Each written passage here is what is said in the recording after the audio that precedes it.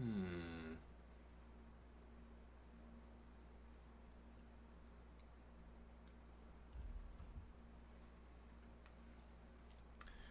This game didn't need that pair of knights. Hmm.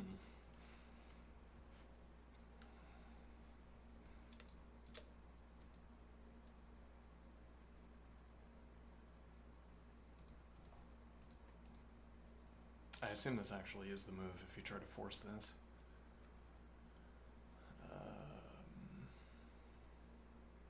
There's no pressure against this pawn, and it's defended, so if...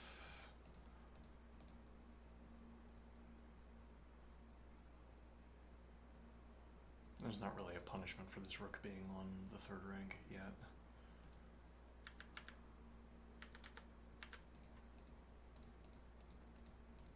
You get the first tempo in the lifting.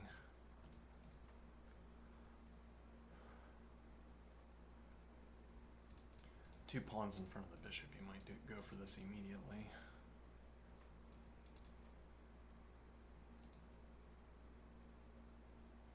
Like advance, and knight is pinned.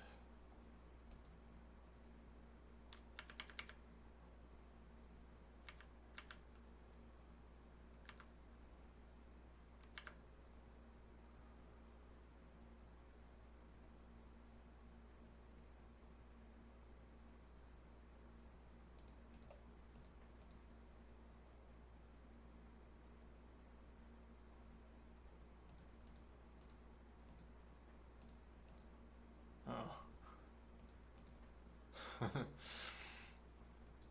You have f6 to deny something like g4, g5.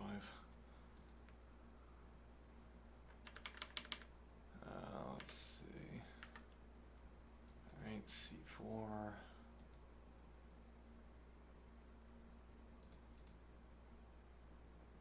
Yeah, interesting. Black probably doesn't want to commit to playing these two moves, because then you'd be dealing with both bishop and knight developed with no real benefit. Well, actually, you'd have to cover this somehow, but like queen c2, get behind the bishop, for instance.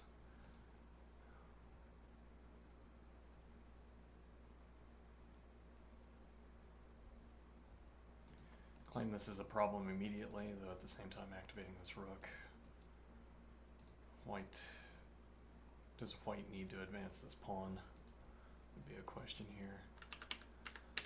Bishop e7. Yeah, I mean, I wanted to preserve this. Counter argument is advance, but counter argument is double advance. But then counter argument is that you can't do the double advance either. No, but you're not ready for the double advance yet, would be the argument. So you spend another tempo dropping back, and you have this diagonal. But instead, bishop e7, now we have knight c3 castles. Okay.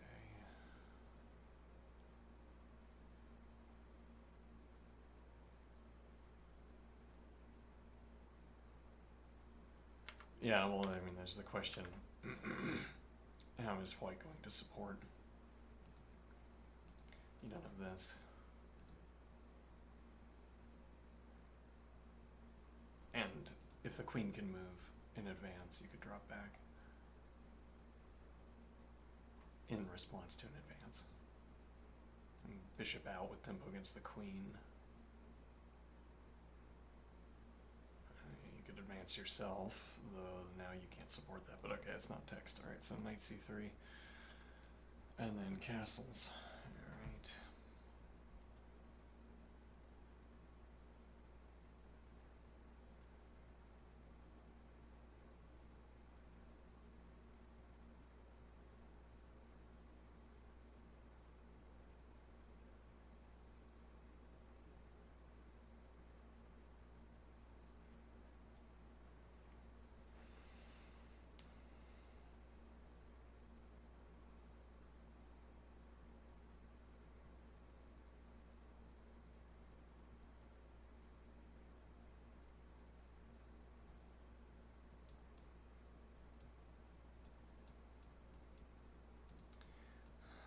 a4, b3 leaves dark squared holes. The idea though would be opens up bishop a3 if bishop takes, rook takes, and now you can put a heavy piece behind this rook, force this pawn as far as it can go.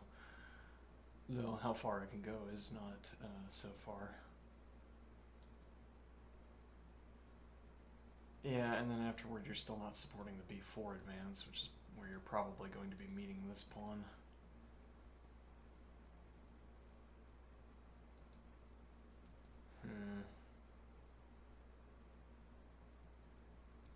No f advance to get the rook on the second rank.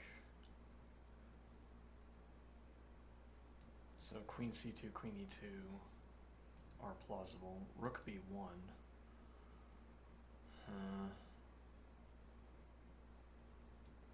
Knight covers a2, but you'd have to get the knight out of the way to support, have bishop support for the b advance.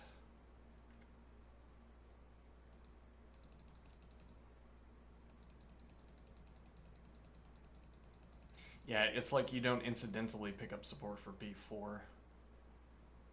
You'd have to do something like queen b3 in front of the rook to pick up that support. Well, you'd have to be able to advance and then play queen out, but you can't do that in this case.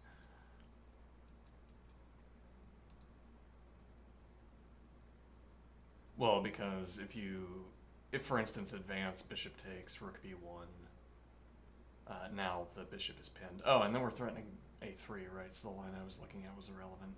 Okay, so just to see what happened now. This is probably not good. So to observe. Let's find out though. Well, you'd have to prevent this advance. Yeah, I'm here now with pressure, and if advance, I take the knight. Yeah, no more pin. So rather, you'd have to play rook b1 first, and then if wasted tempo, or tempo that's not relevant to this interaction, but now queen is in front, so bishop drops back, takes. At minimum. And then there's also bishop here instead. Takes, bishop takes instead. No support for this advance yet, and you have d6 to deny the advance.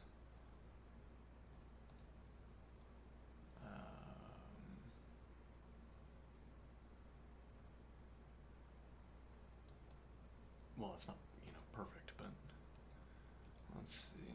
Now, what is the point of this? Rook b1 as a way of getting rook development without playing the dark squared bishop out.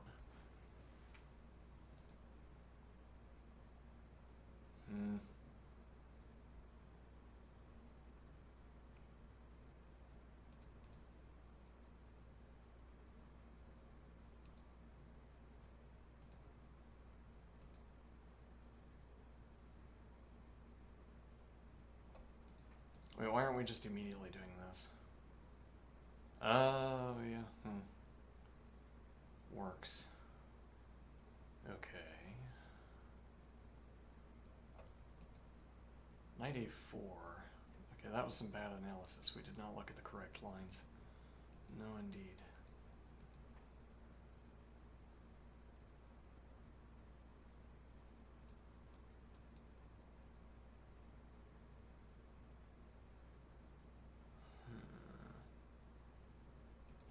Well, but okay, knight a4 with tempo against the queen. b3 as a follow-up also enables knight b2, supposing that's useful.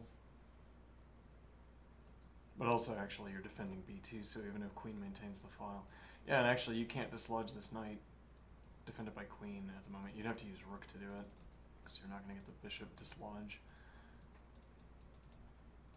So it'd have to be rook, or... Nah, there's not any reasonable routing this knight could take. Okay. And the point there being that you can get bishop d2 in before, or with no pressure on b2, and then you could play, excuse me, then you could play b4. If this, claim the whole queenside expansion with tempo is plausible, though rook here.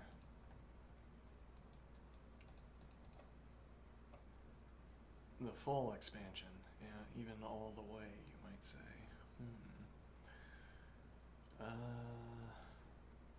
Here I'm advancing.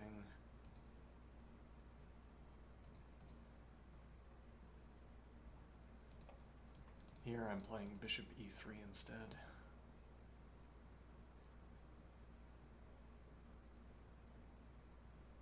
Queen is trapped in that case, actually.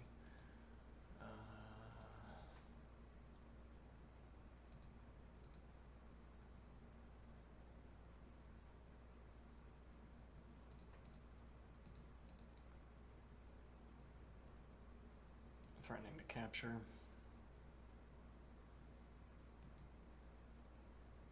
Knight defends pawn.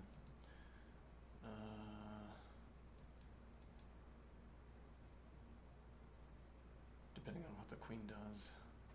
Knight getting back into the game would need e4 maybe for transit. So you'd have to be able to succeed at this advance. This knight jump with pawn support and dark squared bishop is interfering with the queen really hard. You have to play here, but then you interfere with bishop, or over here you interfere with rook, though arguably rook is going to b8. You have bishop eyes on a6. Yeah, but you can't get the queen out of the way. No, actually, so take queen over, now also eyes this, though you gave up bishop pressure against it. Okay, and now the idea is that you can't bolster defense for this pawn. A bad idea, because it doesn't matter.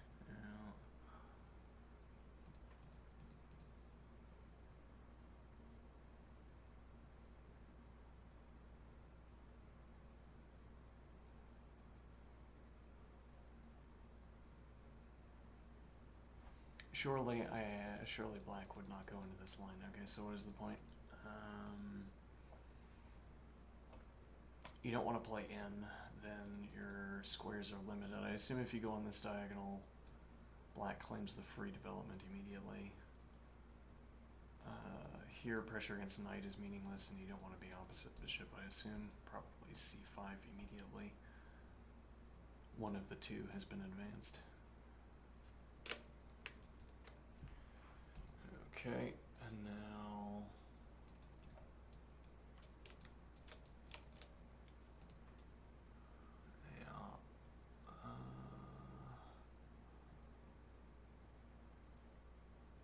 where does that queen want to go? Keeps eyes on b4, and you can get rook involved in this as well.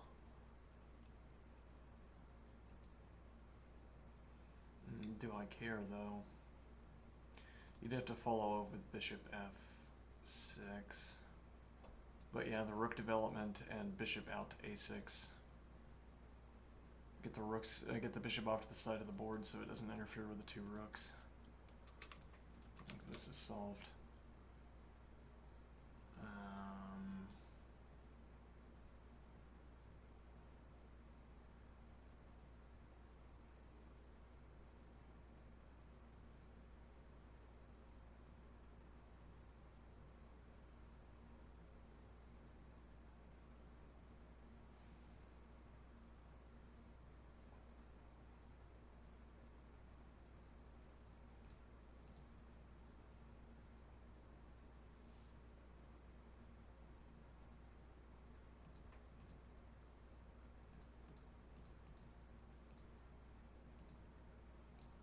Covered.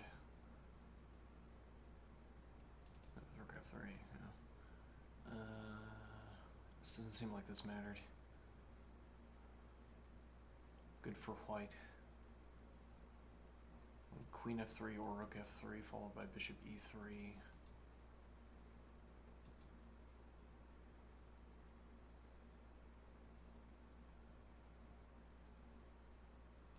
E.g. though bishop a6, and once again rook b8, and then this rook has choice of, well, really any of these four, I guess. Depends on what you want to push.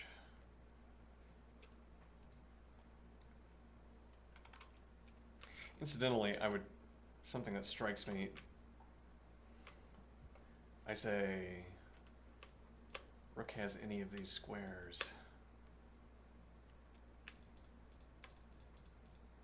There we go. Rook has any of these squares. Alright. Why don't I say this? It's like for two overlapping reasons I don't say this. I don't say f8. Because it's already on f8. Would be one of the two reasons I don't mention this square. I'd have independently to say, but then I should still mention it because the rook could stay here instead of moving. Alright, and then I say, well, I'm not going to advance f. Alright, and the relevant point here is that the rook would be supporting a pawn advance, but if I'm not going to advance the pawn, then the rook is merely defending a square.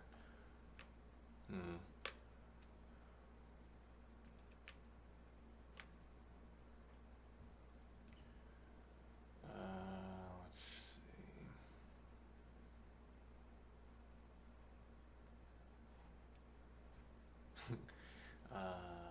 Let's go back to text. Okay, 94. Let's see. So we're trying to think, where does the queen need to go here? Yes, well now in retrospect. Well, I mean, if you'd had the bishop on d6 and queen drops back to c7 would come with tempo and there wouldn't be a counter advance. There also wouldn't be an f advance to block the bishop. Though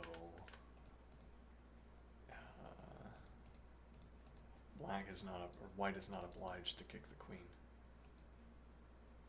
But I guess all that means though is that the queen is stable on this square pressuring, or rather you're consistently getting this point of pressure out of the queen, because if white prepares this, for instance, queen to second rank to cover this, and then kicks the queen always has the drop back, which alongside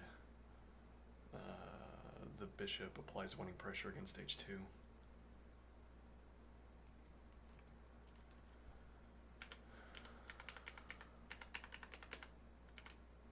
Oops. Alright, now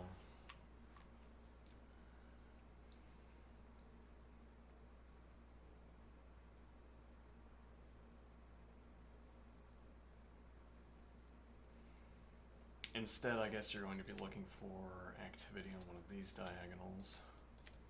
Though it's not going to be here. Well, I don't know. Unless there's a justification for creating this pawn structure, like you want this structure for some reason. Actually, I kind of do. I want the king to go to g6. And then look for the f5 advance. But then, let me think here. So that would come from advancing this pawn. And then you could claim activity on this diagonal. So, well, yes, and so the point I was making with this is that if the bishop is going to claim activity on this diagonal, which I am thinking is the main justification for going to e7 as opposed to going to d6. Well, I mean, there's this other justification of making the d advance. But now queen is going to retain activity down this diagonal, and bishop is going to be moving along at some point. Though that also means you're committing your bishop to a mode of development that requires more moves. c5 gets out of the way of the light squared bishop, so bishop a6 is off the table. You'd have to have played queen a5 and be unruffled by the consequences. You don't have, though,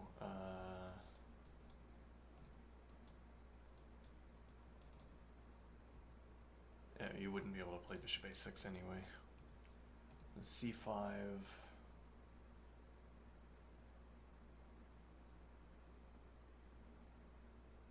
Yeah, one of the two pawn advances obtained.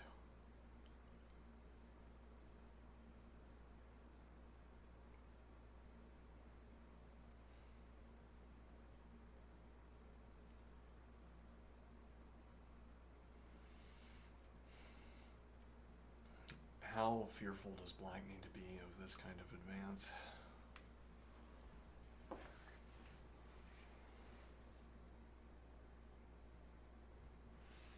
Suppose black makes this advance.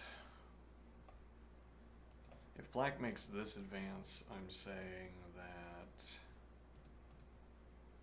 Can't play that. Yeah.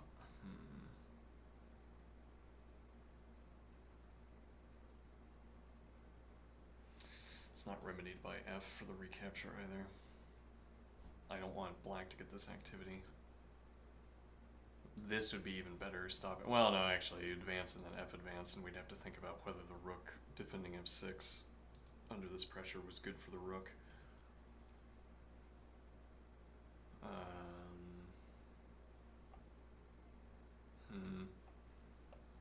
Yeah, well, you take here, a piece has to get recaptured, which is a point. Though it takes with bishop with tempo, interestingly.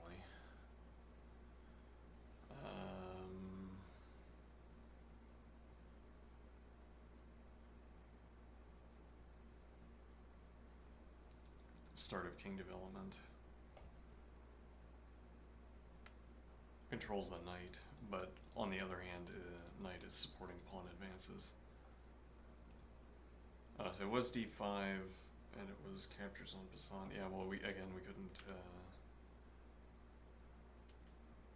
Actually, I expected this to be one advance, but since white captured in this way... And maybe white is worried about this.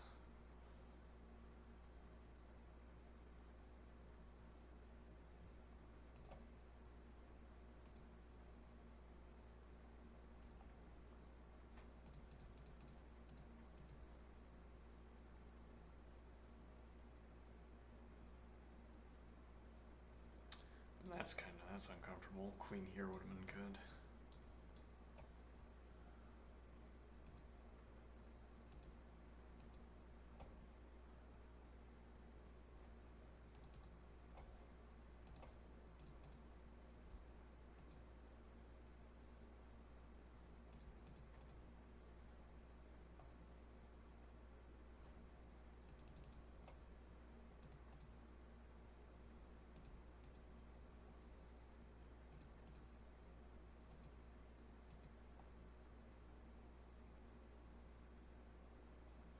That seems quite winning for white.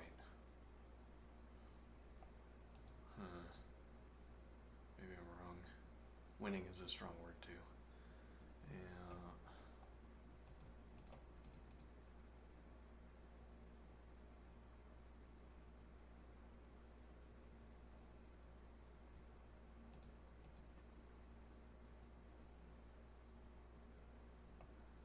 That would need some kind of support probably. This might be too much. You don't get in this pressure, for instance. This defense might be relevant. Just take. That isn't a problem. It might be a problem.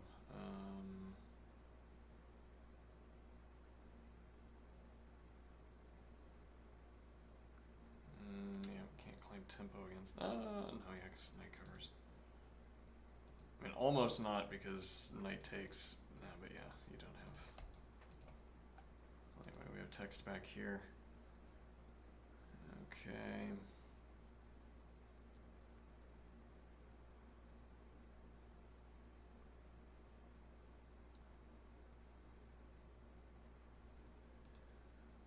Tempo here. Sort of salvage this tempo by playing bishop e3 maybe, though you'd be forestalling once again playing the move. Though you also have, well, like advance here, bishop and queen, but now you have rook.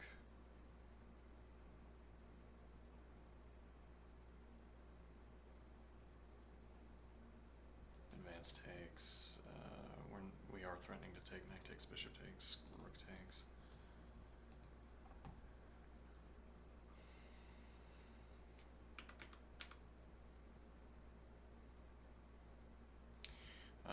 I'm liking F advance if it becomes playable, and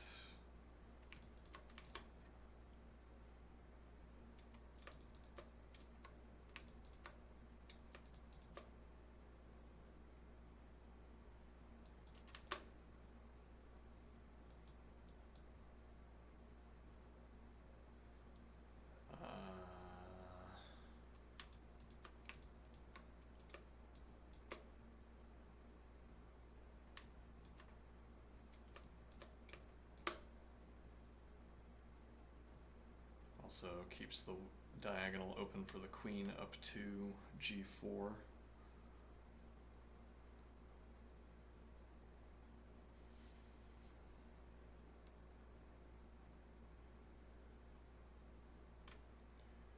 Okay.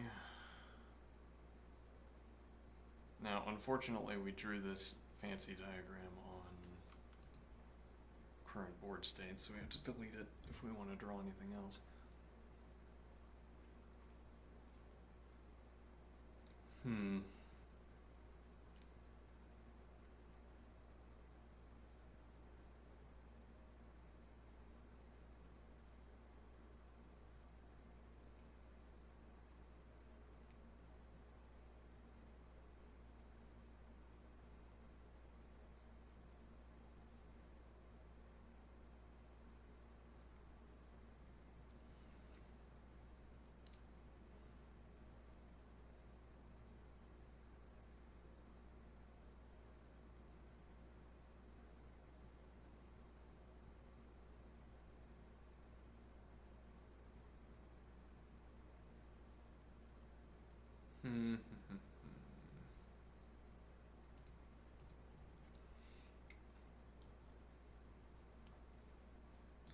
There's also this pressure might be relevant.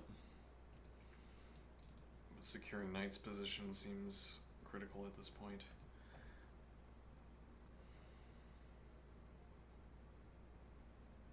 Oh, but this is with my bad. Yeah, this is with tempo.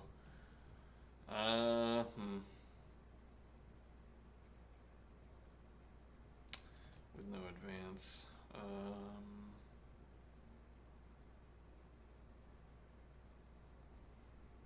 Queen out doesn't solve this either.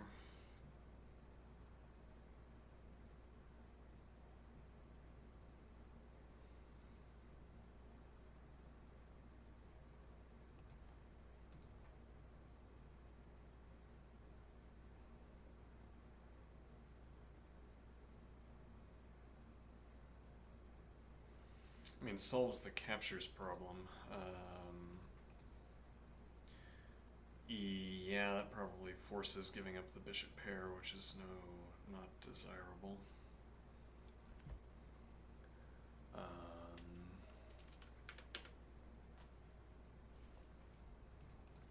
Supports the F advance.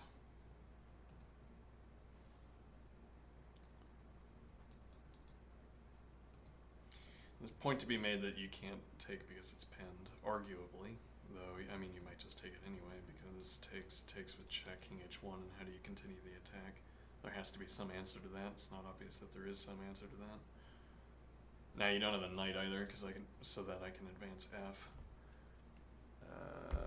You don't have the knight either, so I can advance f, which would block queen-bishop communication. So I don't think that attack is going to work.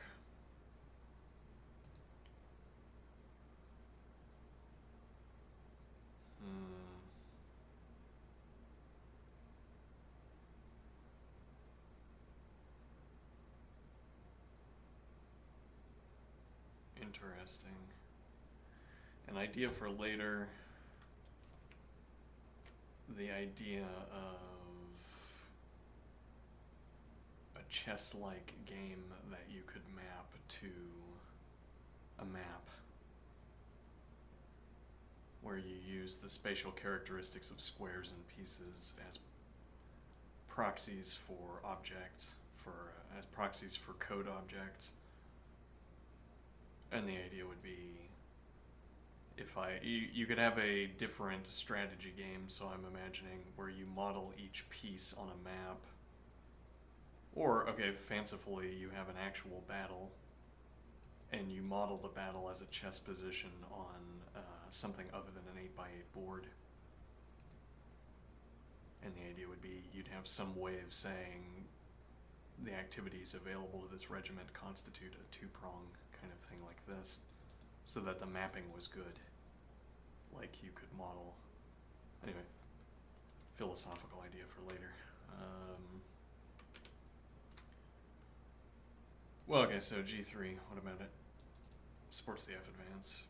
This is looking kind of loose. Plays queen h5. Well, there wasn't anything wrong with this move, right? Well, yes, there was, which was dropping the bishop pair. Do this? No, because the queen's on pre. Yeah. Okay.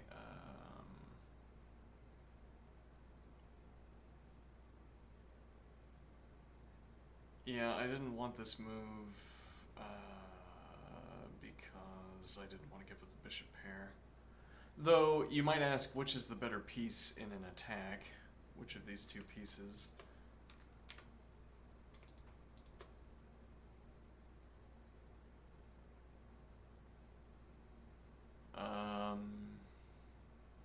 And the idea is the bishop's activity against h7. The idea I'm thinking here is that the bishop's pressure against h7 is negated just by the body of the piece.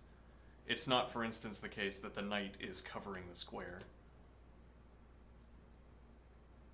as the knight would be doing from here. Okay, instead the knight is merely blocking the piece. So you get the benefit of the body block, and at the same time you also get the benefit of this. You also get the benefit of every point of support that the knight is providing. Interesting. Which is a way of justifying the assertion that the knight is better than the bishop in this position as a piece in the attack, as an attack relevant piece. Alright, so then you say, I'm willing to trade off the bishop for this. Well, though you're trading off the dark squared bishop. Ah, so actually that would be the question, because I assume you have to take here. Maybe I'm wrong.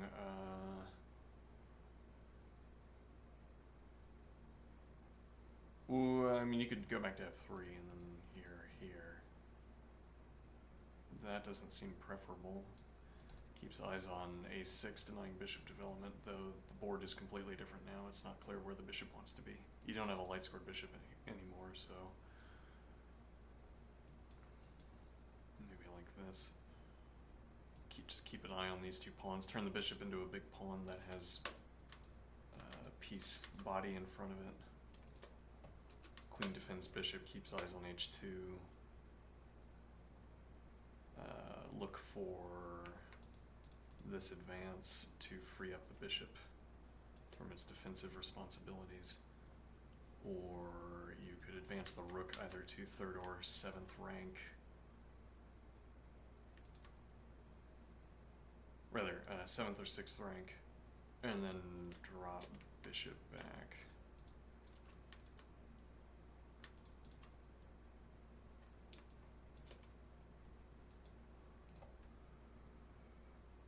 Okay, would be an idea here of what to do with the light squared bishop, whereas that idea might not make so much sense in this state. Maybe, I don't know, you'd have to look at it. Queen h5. Okay, I'm assuming knight f4 is played as well. I guess I don't have a justification for that assertion, that assumption.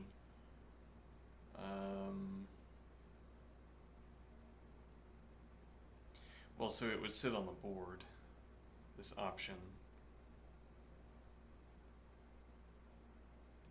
Unless there's some tactical point, but advance bishop takes, then bishop takes, and now knight takes advance. No, but that's with tempo against the queen. Yeah.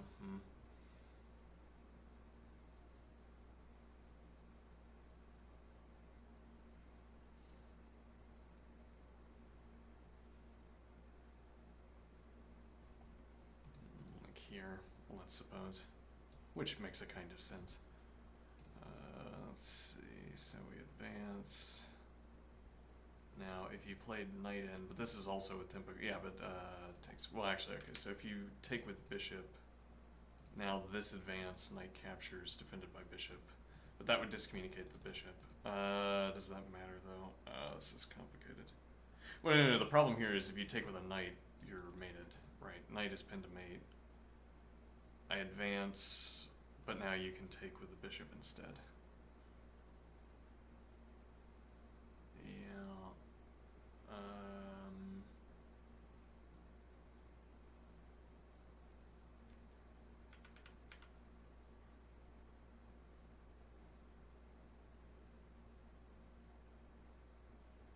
So it doesn't seem like knight f4 is playable. And that's giving black this move, which again makes a kind of sense. Particularly since white can't play this move, stack on the pressure and make it awkward for the dark squared bishop to recapture. It's like storing a tempo for later, because if the dark squared bishop has to capture, then white has to play some move. It would depend on whether there's a good move for this pawn, or whether the defensive moves for this pawn are good or not. They're not, unless advancing is good. Well, it would be to b3. Like you play here, for instance. Actually, I kind of want to do that anyway. Say queen h5 was about pressure against f. Because if advance takes, now you have queen bishop pressure against this pawn. Rook can't take, so it's a pawn here and not the rook. And that advance is preemptively denied with bishop support, bishop pressure against this advance. Though you don't actually have rook.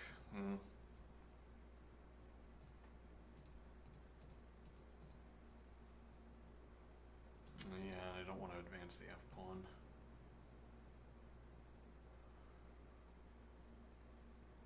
Actually, this also opens up the bishop onto the position, and you've weakened the light squares. Yeah, I guess I just forgot there was a light square bishop here. But yeah, this light square bishop now much better. Yeah, I think white would have to worry about that. Well, so practically what that means is that you can't take. Yeah, but you also aren't threatening to advance, for instance.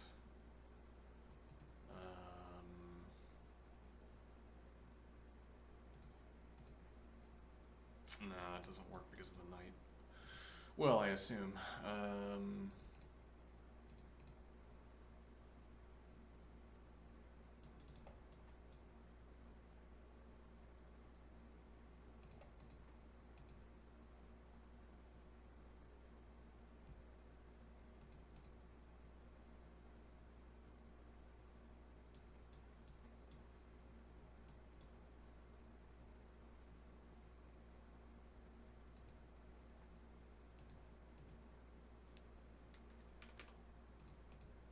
Threatening this, but then black can blockade.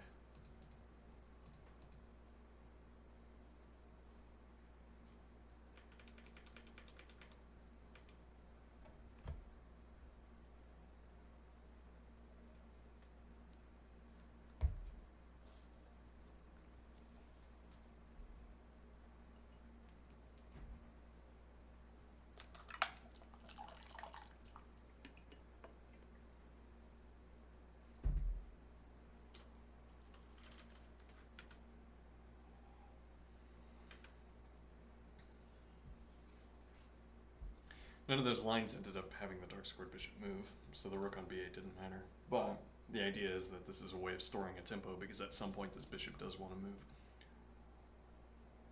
move.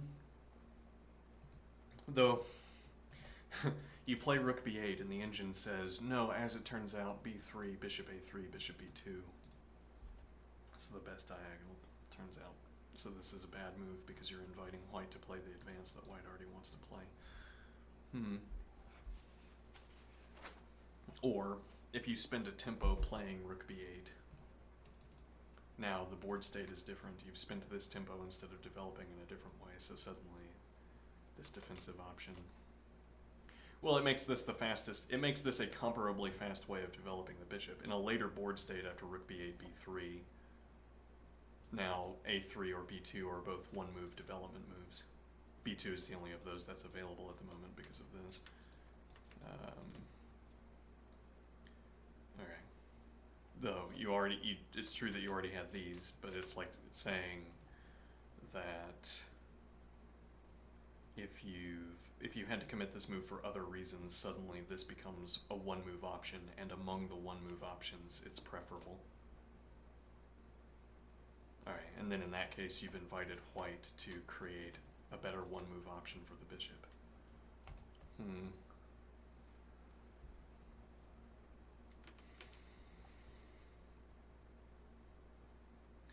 where, not for nothing, the knight and the bishop,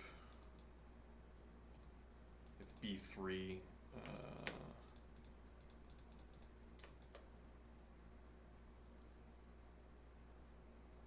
it's also countered by rook, albeit after 2 Tempe. And then alternatively, well, blockaded, you'd have to spin to the light scored bishop. At which point, I suppose, white would drop back. Actually, interesting point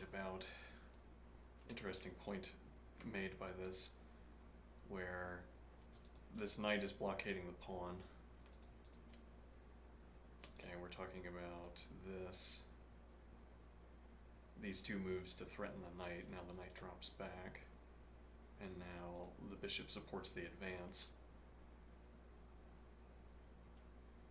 White has the choice of either knight takes and then allow bishop takes into pawn takes, or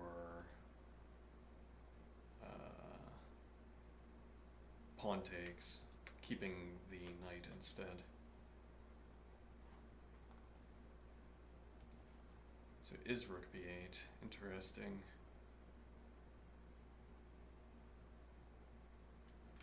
Now personally, I'm looking at this position and thinking, here, because this is interesting.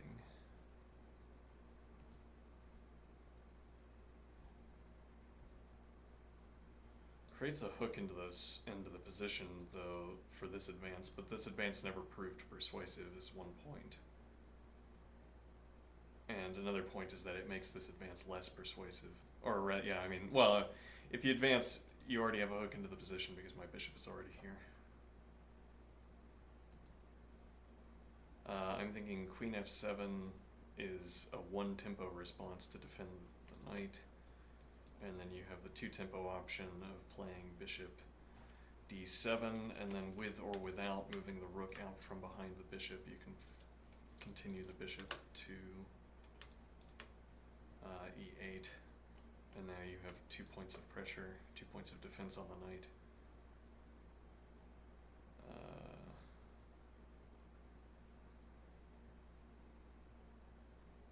And then if you really need to shell up, you have bishop back and the rook is still here.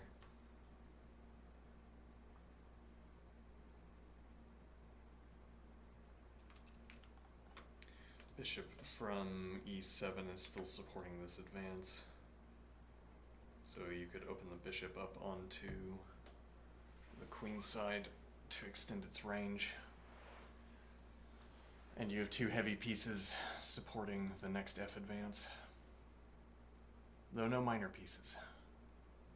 True. We have rook b8.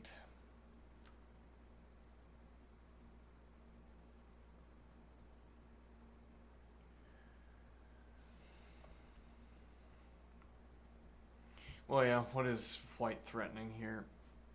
I mean, without this queen move, h4 is open and waiting. It proves annoying that the knight has access to this position. Has access to f4.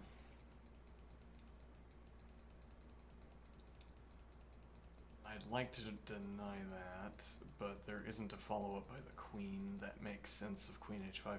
If you had gone to queen g, well, you couldn't do that, right?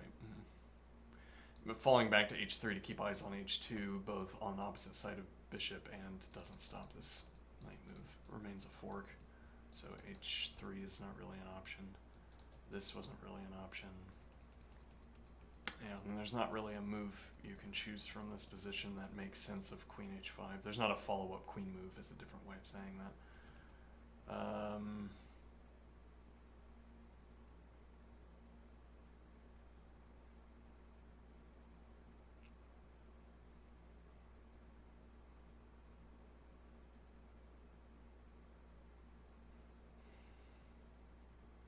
So there's no f advance. What was wrong with the g advance exactly?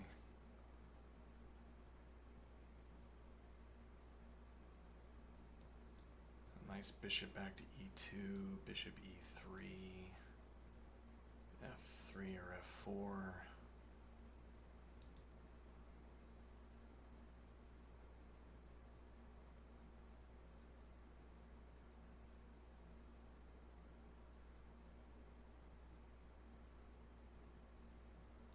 And naturally rook f3 over to h3 and king f2. Or king g2, depending on whether the bishops need king support or the heavy piece needs king support.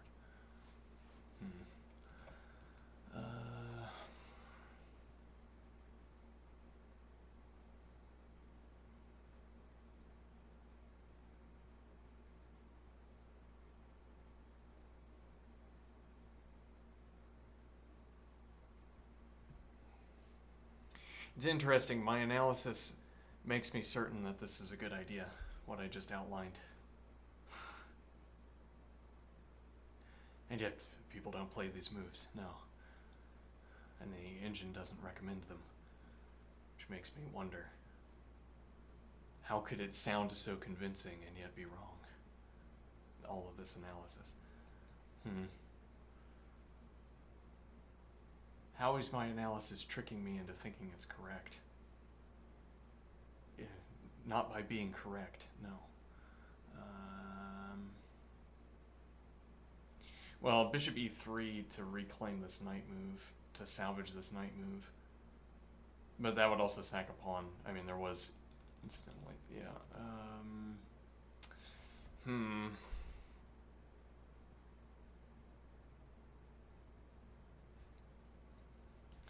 We were worried about the light squares as a point here. Yeah, though, if you play this move...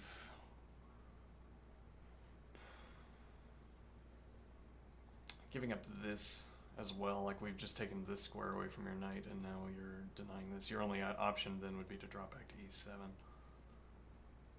Oh, why don't you do this immediately? Well, I mean, I'm not unhappy about moving my bishop. I could even do something like this, giving myself bishop back to f1. And if you take...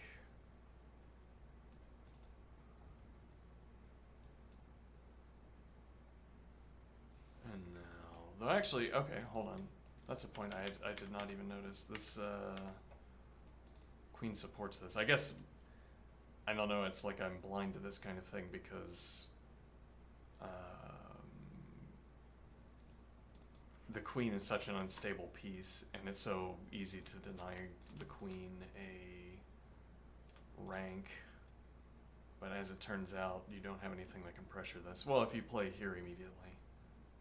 No, but you already played rook b8, right? So here. And now, if you claim this tempo, well, yes, okay, we immediately see the point, except that there is a move here.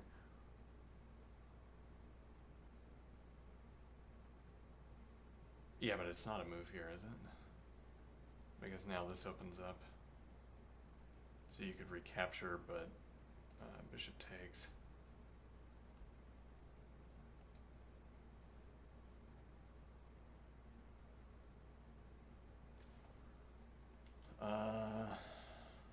Isolated pawn. And so actually, yeah, okay, b3 here, and with bishop b2. One point is that this square remains available to the queen unless black commits to the natural king development move, f6. Though I already like this move. Maybe I should like it less after b3 since bishop b2 is available.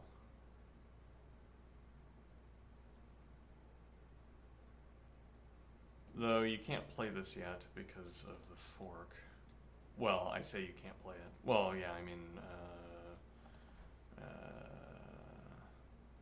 we'll play the natural king development move, and now here, fork, queen drops back, takes, queen takes with check, king steps.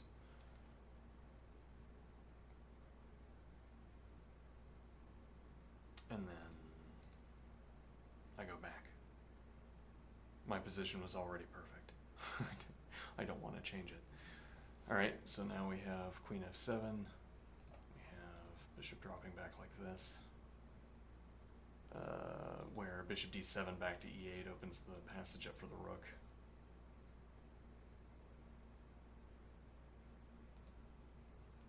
Heavy piece. You're not going to believe it, but rook b5. Or for that matter, rook b4, and now the knight c6 doesn't come with tempo. You could challenge, but then you also drop heavy piece pressure down the file. Yeah, it's a rerouting, I guess.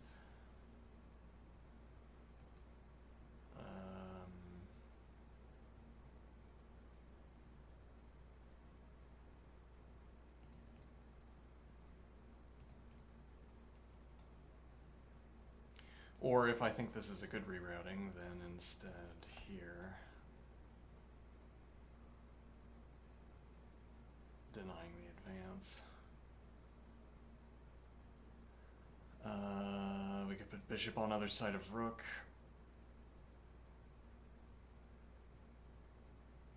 Behind the rook. Two heavy pieces on this diagonal. We use the rook as a shield for the bishop while keeping eyes on this advance.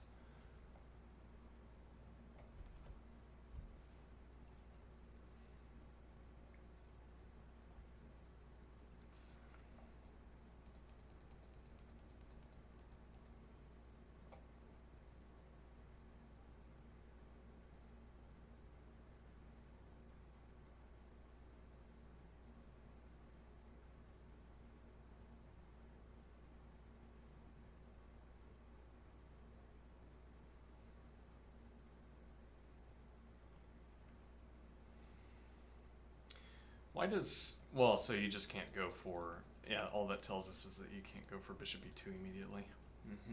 Though...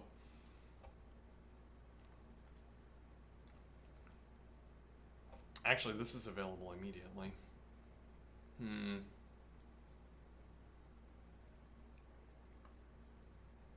You also don't have to commit to f6 until you've already played bishop d7.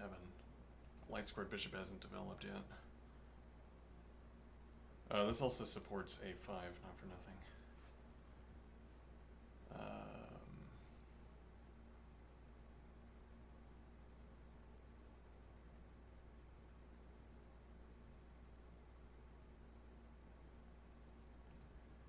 Tempo against queen.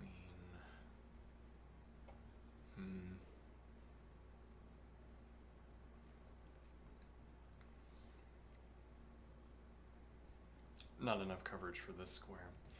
Actually, denying this itself valuable.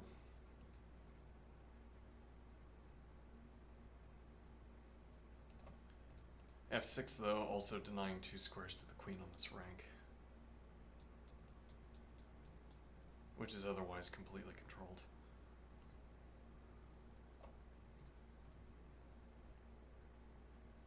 Yes, well, so...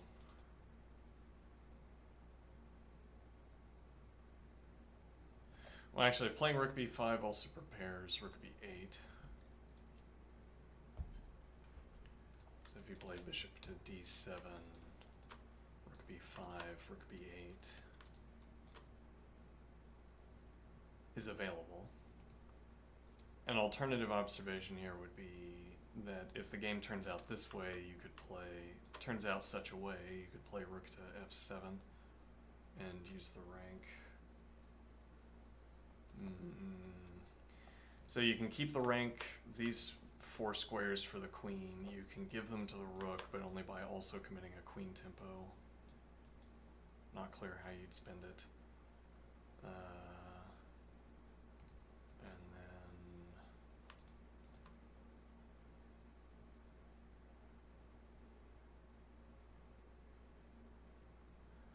then... give it to rook, and then... Well, there's not really... Well, I don't know, you could save it for the minor pieces, I guess.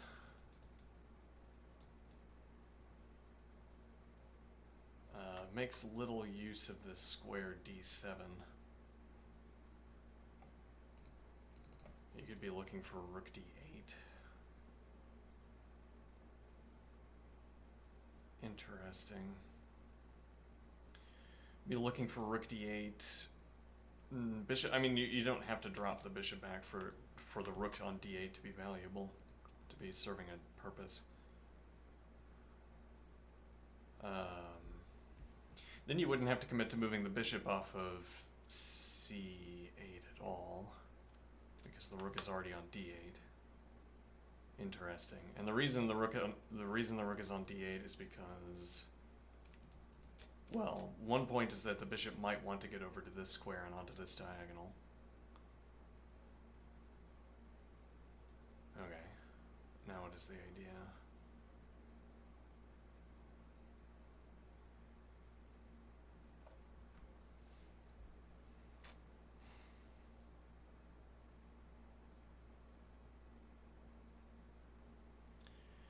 So the idea is that the bishop would be off of the file, would be out of, no, hold on. So our original point was that we can commit these squares to minor pieces.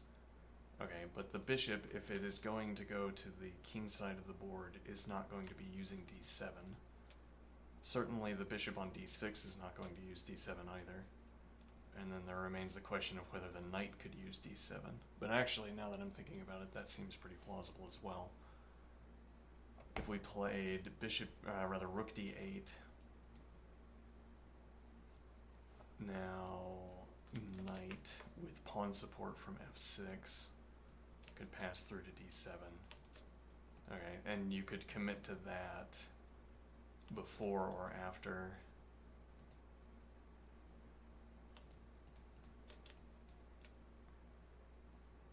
And then this bishop has e7 to drop back off of the file.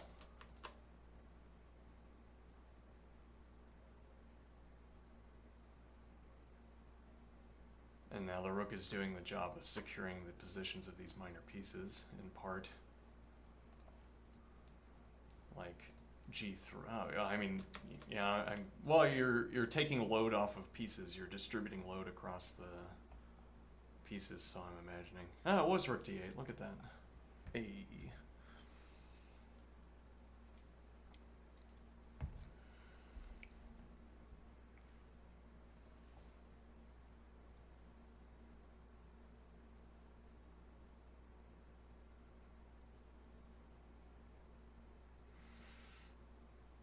Okay. You could also drop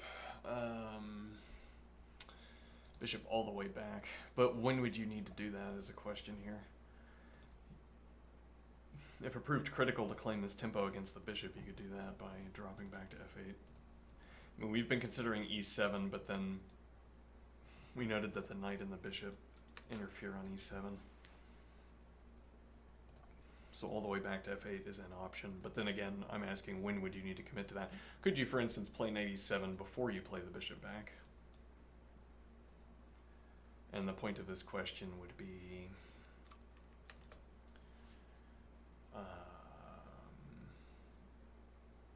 well, okay, you'd have to be able to move again.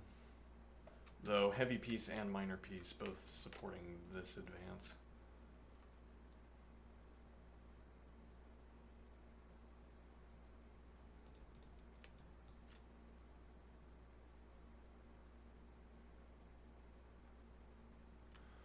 And what point does that make? That gives you a square for the knight, a follow-up move for the knight.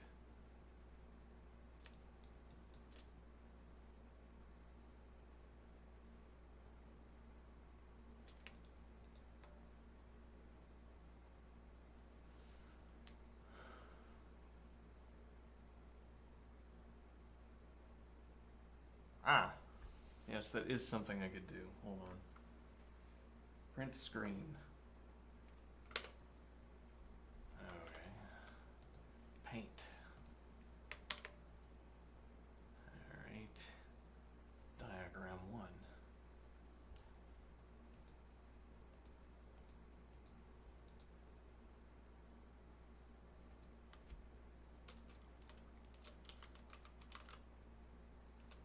Diagrams.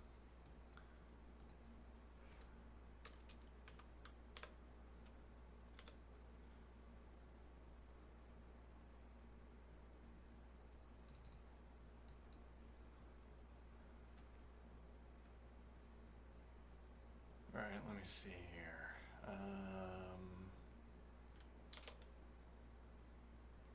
Yeah, okay, we'll just say diagram 1. And I can put them all into a big folder at the end when I decide the folder structure. Whoops, that's not it. Here we go. Okay, so we have text, rook d1. Yeah, that's a downside in chess, I would say. I mean, if your opponent has a good rook on the file, odds are you have a good rook on the file as well. If nothing else, your rook sort of dampens their rook. So I am thinking, but I'm thinking about this black structure up here more than white structure at the moment. I feel like there's more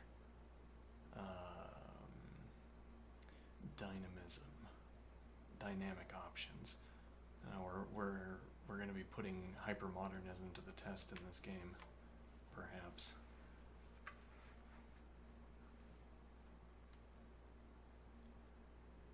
Alright, so this covers the bishop, which absolves white of the tactic. Well, and so specifically the point here would be that now if black plays now here, we can't play to g5 because we drop this, and after takes, retakes, takes. Yeah, I mean, you could say this is a problem, though.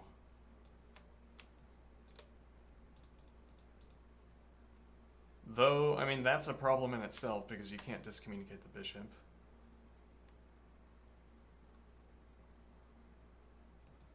Interesting.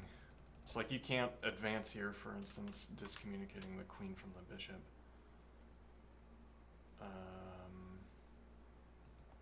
And if you spin to the tempo, dropping back...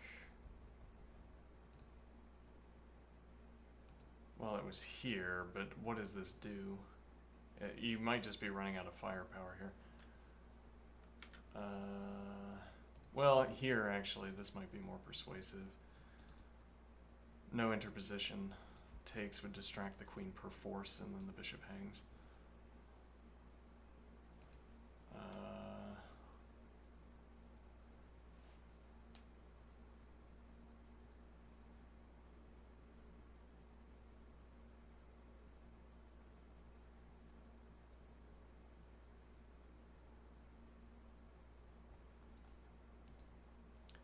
Rook b4. I wasn't convinced. Well, we didn't spend enough time thinking about it really to reach a decision. Well, yeah, no, never mind. Yeah, we were looking at this in lines either where I ignored this fact or it was no longer the case. I guess after something like this.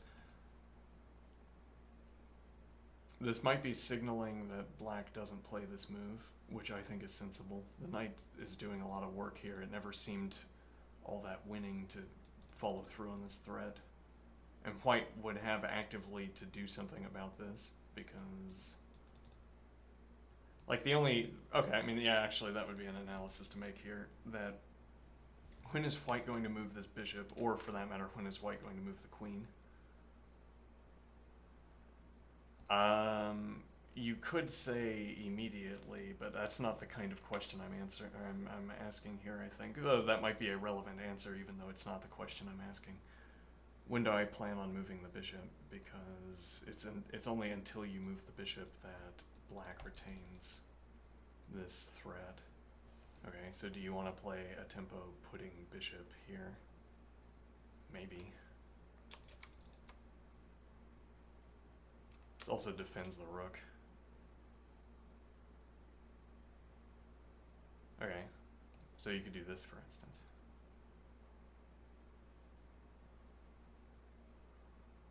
Okay, you're giving up the idea of putting pressure against c6. Yeah. Well, but probably, yeah. Though black also has, well, how hard of a time though, because it is supported by a heavy piece. Let me think here.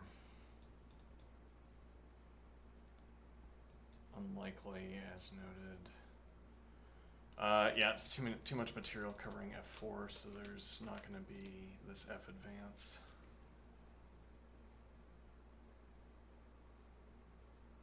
Wait, why is that relevant? So you're not going to be able to deny bishop e5, which prevents c3, and actually this also comes with tempo.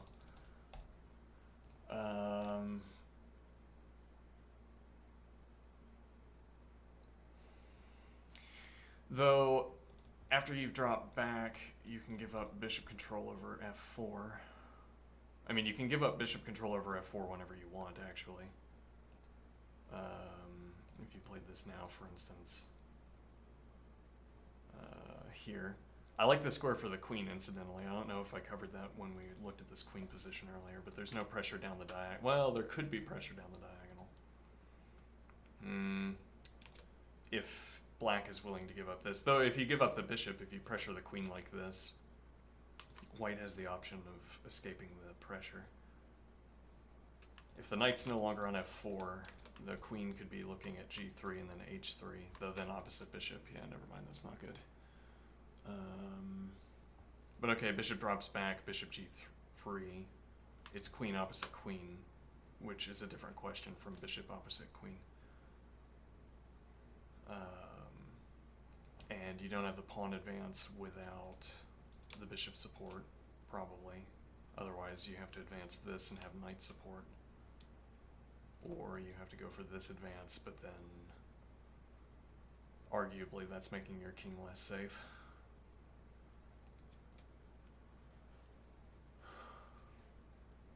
Okay, so I think kicking the queen onto h4 is not a big win for black.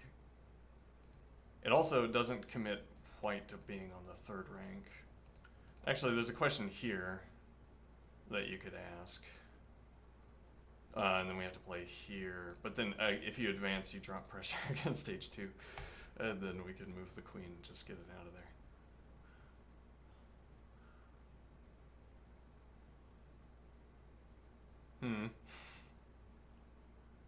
That's tidy.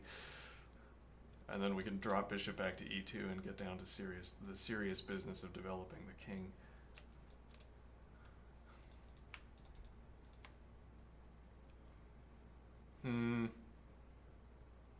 Without the f advance, I don't know.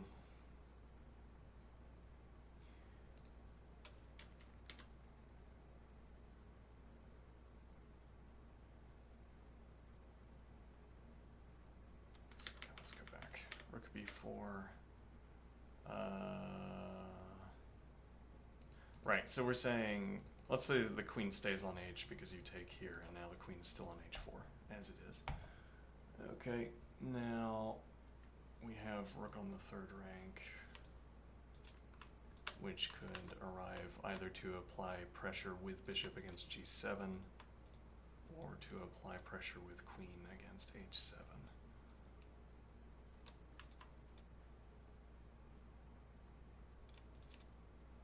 And we have an avenue. The knight, I don't know. I hope it's doing some kind of defensive purpose, but we haven't had to look at the queen side in a long time. It's like if we have to look at a part of the board, pieces move faster there. We say the knight hasn't moved in a long time, but then this pawn hasn't moved in a long time either, nor this bishop, nor this queen.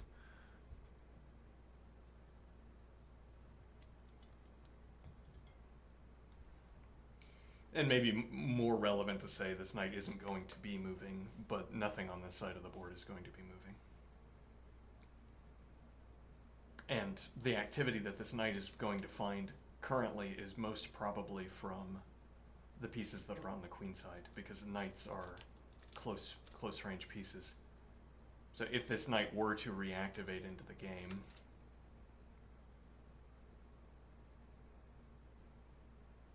it's going to happen on one of these squares, I assume. Okay, why would it be happening on these squares? You're denying access. Let's color this correctly. Actually, let's just uncolor these. You're denying access. We'll use blue for black piece, or, yeah, okay, sure. You're denying access to the bishop denying access to the queen, denying access to the rook. Defending the bishop, though, that is, it's difficult to see when that would be relevant. Maybe with a bishop challenge, I don't know. Okay, and if nothing else, you have a drop back to to c3, where the knight is defended by rook and bishop. Okay, and none of this disrupts the routing of rook e1 to e3.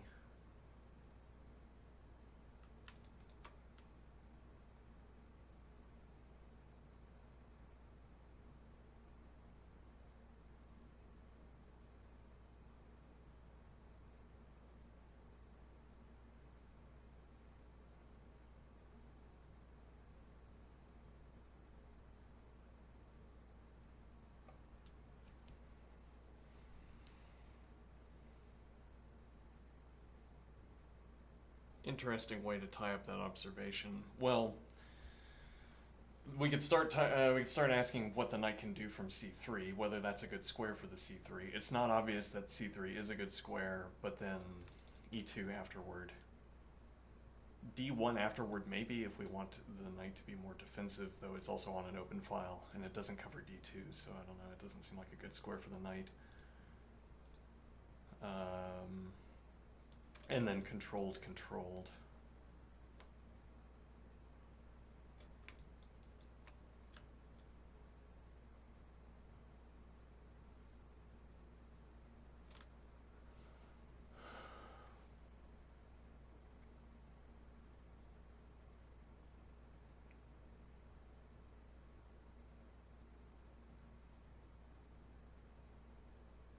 This is supposed to be my coding project, right?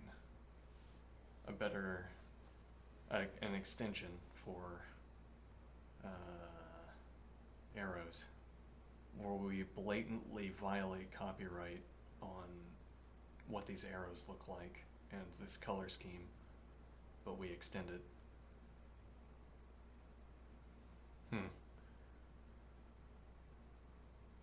Maybe.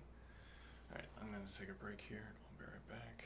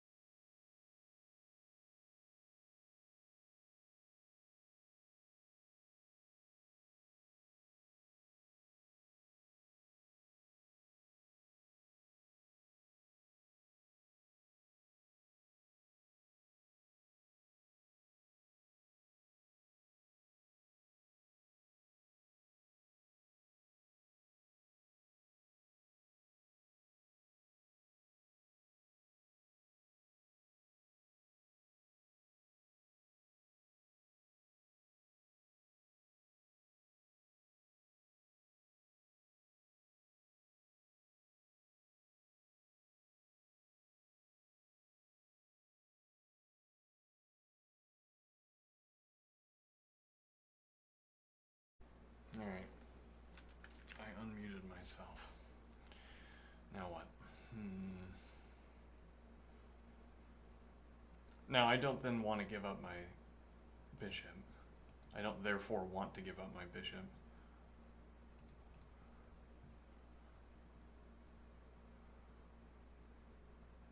And now we're making the argument that, well, we're blocking this. You'd have to move your knight to unblock this, but you can only go back to e7, and if you go back to e7, I advance with tempo. And then actually, since it's your queen here, even if you counter advance, I can take your bishop, takes queen, takes pawn, moves queen. So tactically, you're not going to be moving this knight, if, for instance, you did this immediately.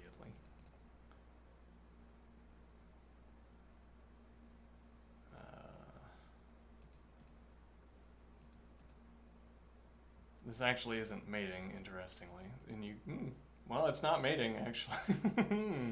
Interesting. Huh.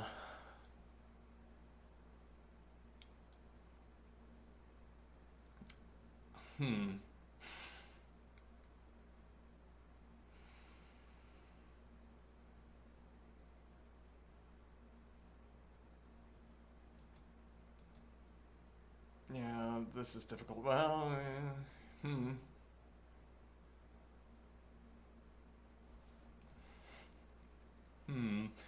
We also still have this rook active out and about anyway. Not easy to drop back.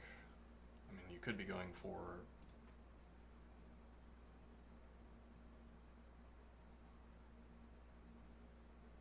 White would have to play this advance and then this advance to block the heavy piece out. Get the dark squared bishop involved in making the G advance happen.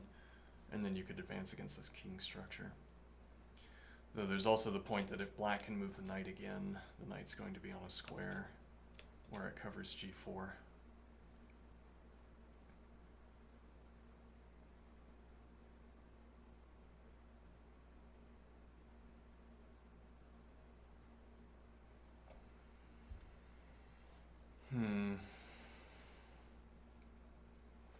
Which is to say, maybe I don't care so much about this.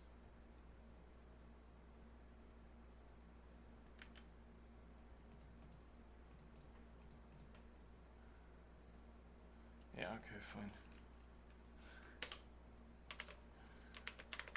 Why be stingy? The pixels are free. Pull paint back up. Let's get it back in here.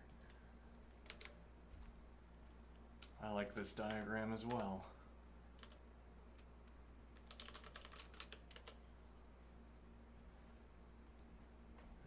Okay.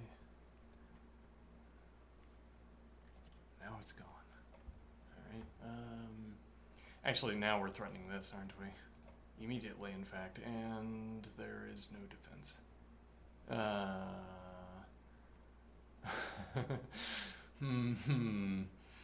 Interesting, yes.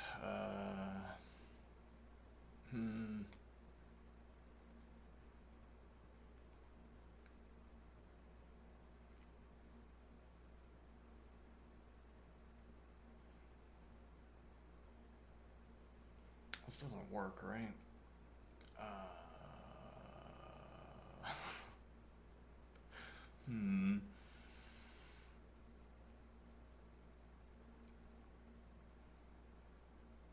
Ah, this is hanging. Something else failed back here. Let's see. Well, they weren't exposed until just now. But this hangs, yeah. So you can't play this move yet, anyway. If you developed dark squared bishop now, just on a whim. Well, you could claim this, but not clear that this is bad for black. I might want to say here, and then push.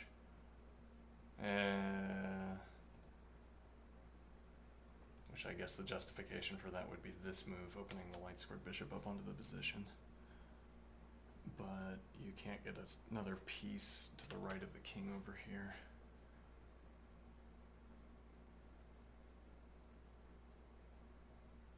It'd have to be light squared bishop, and I guess the king would have to be going to e7, and then it would be light squared bishop drops back.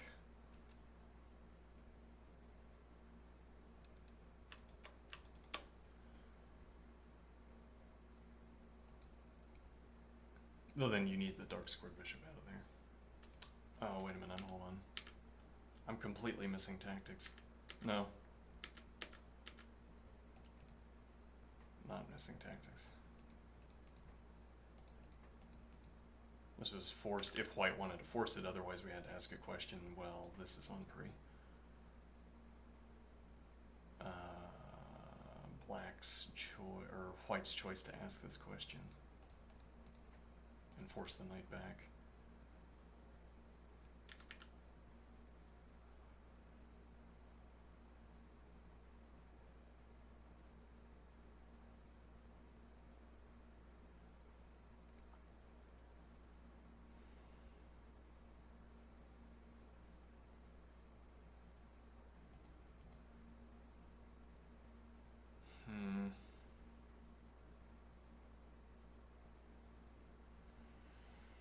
You don't go for it, but instead have this. Well, and you could argue that the king is not preferring to be on e7.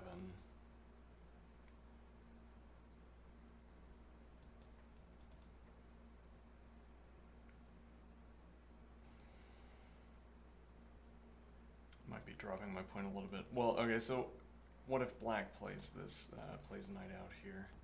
And barring tactical considerations, if you go for this, bishop covers here.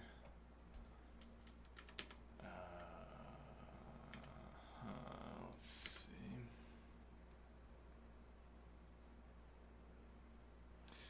There's also no knight c3, by the way. Could be knight b2. And say that things are getting too spooky.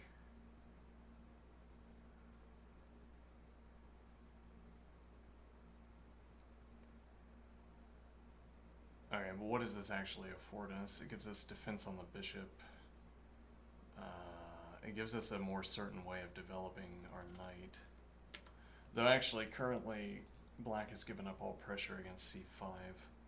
So it's not so difficult maybe to develop the knight. But more to the point, you have to cover this. Yeah, so well, I mean, if you play rook b1 to dodge this, then you've not spent the next tempo on your knight's redeployment, but you still retain this one tempo redeployment.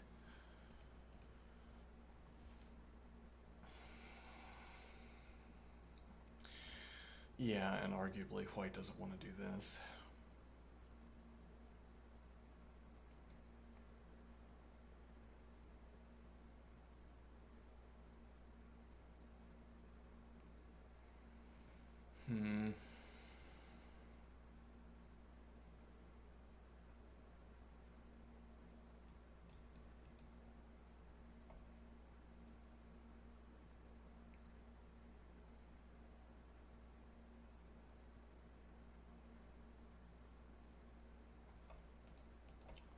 Challenge.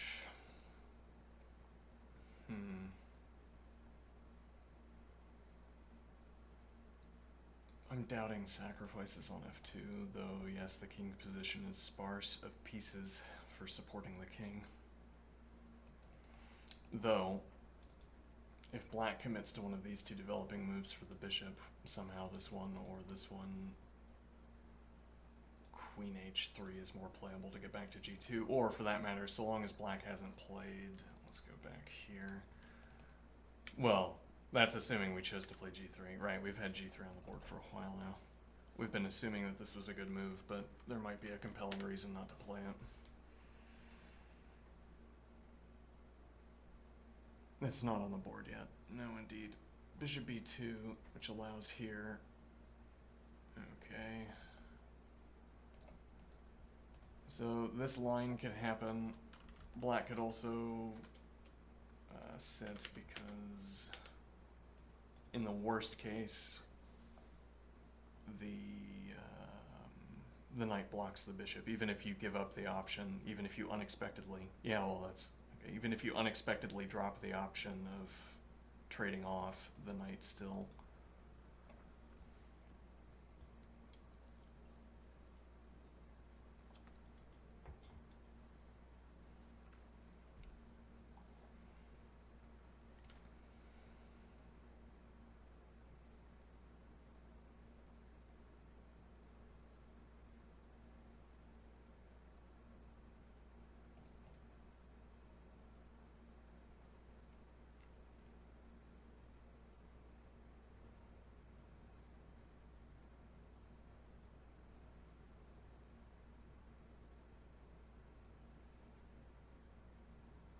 make it more awkward to advance this pawn and get the bishop involved in the game. I mean, we could try to argue that white has over-relied on us wanting to remove that bishop. Like, white isn't preparing the e advance, for instance, with the rook on e1, where the rook could have gone to e3 afterward as a lifting move, but also could cover the bishop from this square. Well, I mean, there's some ifs to that. I think you should be able to maintain the rank, though I guess there's an answer to that question. It's like bishop pressure against rook, and now the question is, can the rook retain rank and keep eyes? Though, notably, if you'd played rook to e1, you'd also have the other rook to d1.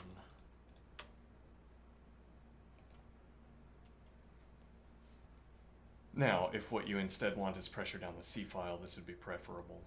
Well, I don't know what you would do with this rook exactly, but this rook A would want to be on c1 and not on d1. So if you have to have a rook on d1 covering the bishop, and you have to have the rook on c1, then it has to be the f rook on d1.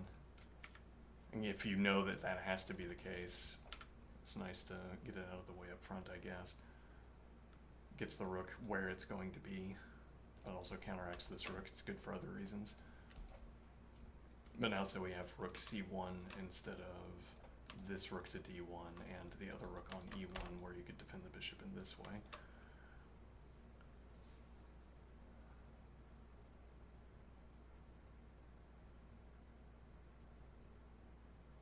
Okay.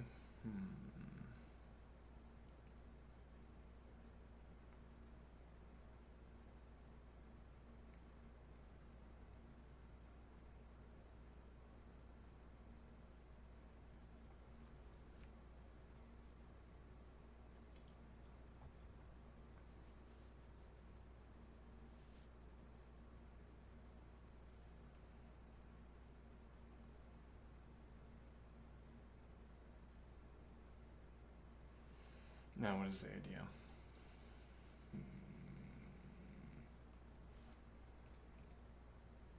Why was this the convincing play?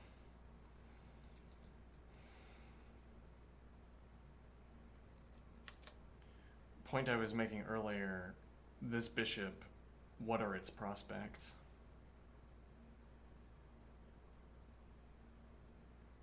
If you spend a tempo doing something like this, which would block off the rook, though also leave you susceptible to tactics, that's just, I don't know if this is the kind of piece setup you want to be seeing.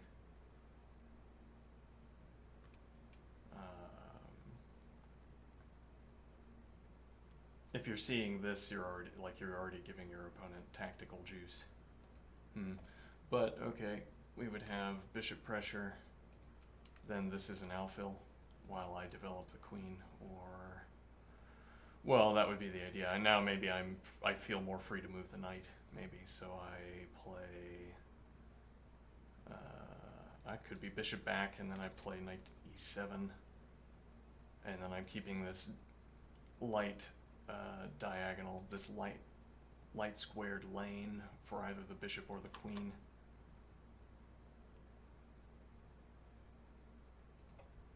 Or I could be playing the queen over here. In the meantime, this advance isn't going to happen, probably. Bishop covers this. Well, no, but so I can't use rook d7, but there's no real justification for rook d7 here anyway. The justification for that would have been if I was doubling, for instance. Or I could have played rook around. Yeah, that's far back. That could have been anything. So I move my queen, maybe. Well, that's an option. I could do this first, for instance, because my queen is covering the bishop, though that's a little bit risky. I could play bishop back and expose the rooks. I could also play bishop d7 and then play bishop back to to f8. And keep the rooks unexposed. Interesting, but then I'm playing what, knight to e7, and I don't have this to block the rook next. So my bishop would be stuck. Well, it would be that you could play back. Well, you might try playing back with tempo against the queen, which would give you a tempo to return the dark squared bishop back to d6. Wait. Well, why didn't we just keep the bishop on d6 the whole time? Well, I mean, if you could get away with it, maybe. But where are you going to move the knight next? And how are you going to permanently prevent this advance? I don't want this pawn advancing into my bishop, so this would be committal. Currently, you can't do that if supposing I'm willing to take. So like here. Well, and this is because you've given up your pressure in this direction. I don't need the body block anymore. I don't think I would do this first, actually. I mean, I'd have to make a decision about if the queen was going here. Maybe I would do this first, I don't know. Okay, but really the question we're asking is, do I need to commit to playing bishop f8 before I do this? Okay, and now if advance takes, if I'm willing to go into this line, then there's nothing to fear. Okay. So, but what we're trying to free up here is not having to do this.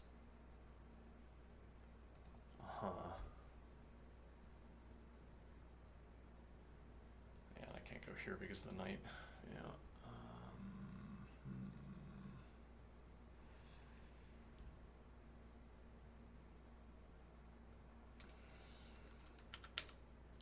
So, if nothing else, knight drops back and advance immediately can force us to take. Whether that's bad for us. Wait, does this work? This might actually fail tactically. Let's see here. Takes. Yeah. Well, I say fail tactically. Well, yeah, I'd call that a tactical failure. You didn't lose material for it, but that's the end of the game, right? Well, I mean, it's a draw. I don't know, a lot of material coming off for no real benefit. Like, this is what we would have to do in the event of capturing. If this is what we would have to do, then it's maybe not worth doing, is the idea. Oh, but wait, hold on. No, yeah, because this caps at the end, and now there's no threat against this. Okay, so we go back.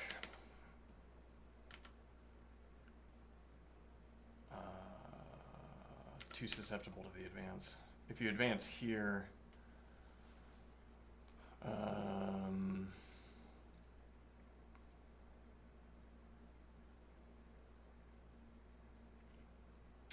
that has exposed the rooks incidentally. Well, here I can take at any rate, and this was a pawn sacrifice. Well, but this is the same idea, isn't it?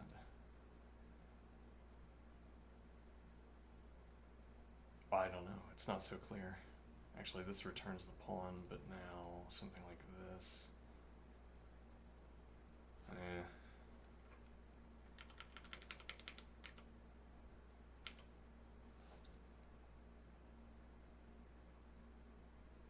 This is turning into a question on how persuasive this advance is, even though we played... Well, I mean, you could say it would be less persuasive if we hadn't played f6. The real problem is that you can capture here.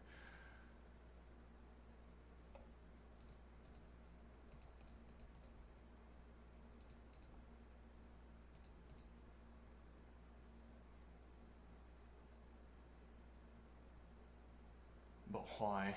Yeah.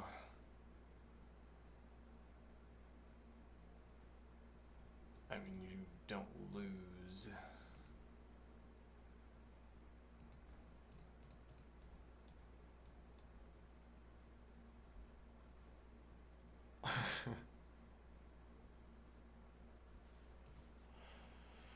Interesting.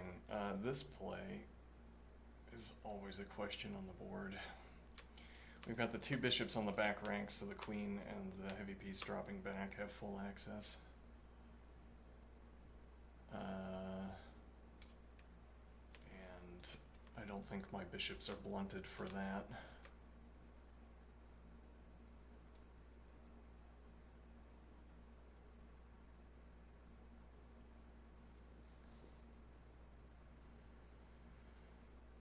It would depend on how persuasive these diagonals are. Light squared bishop is less persuasive, I would say. Dark squared bishop. More possibility.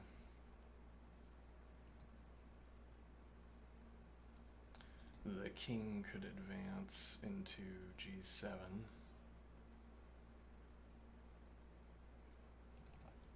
Could be queen g7 and then king f7.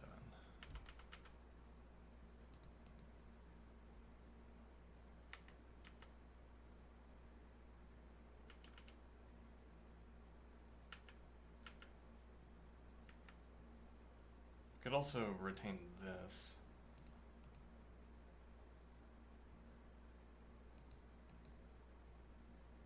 If we prefer, which keeps open this option. Yeah, but I don't think that option is usable. I guess it would depend on what happens when you play knight f4. Here. I don't know how many moves I'd have to waste for white, or pass for white here to see this. This also gives up, actually, this square immediately. Well, you'd still have to pass a move, though, because I haven't given it up yet, and I control this and this.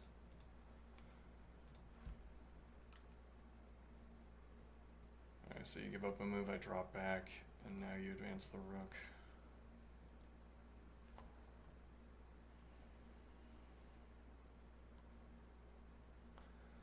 Yeah. Interesting. The rook doesn't get to leave. Huh.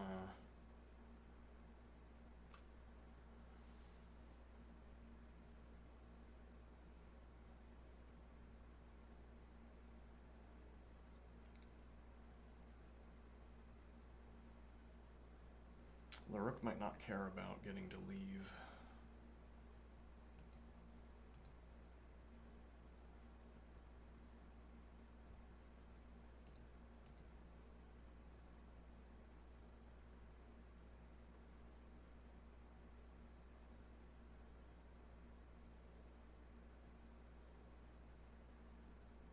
Why?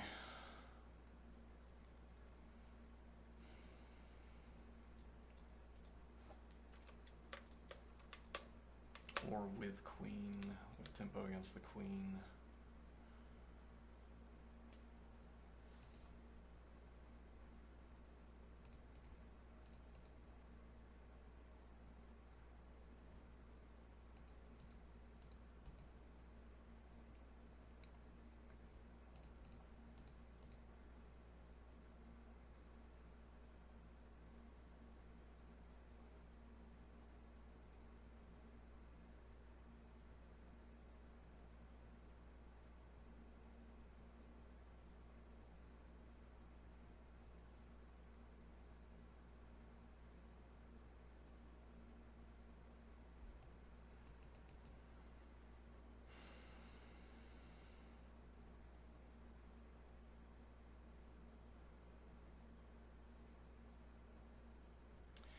Is it worth sacking a pawn for? No, probably not. We have text, knight f4 immediately. Alright. You also don't have to take, is a point here. That we, maybe even an underappreciated point here. You don't have to take the bishop.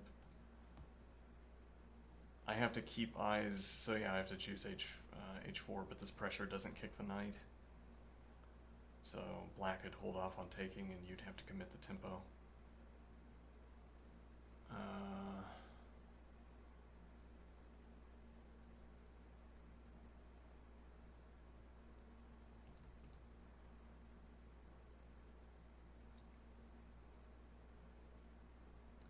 This commits to having the queen on the queen side if you go for this F advance.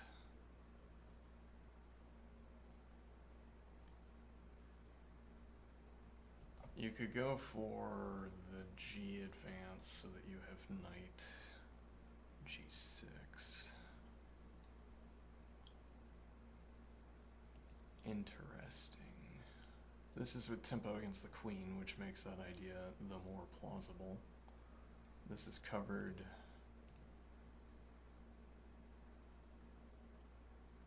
Maybe, but then you also don't have g3 to kick the knight out. Here instead, but now this advance, which also anchors the knight and opens up this square, though I'm not sure I'd want to give up my pawn options, my pawn possibilities to expose another attack against the queen.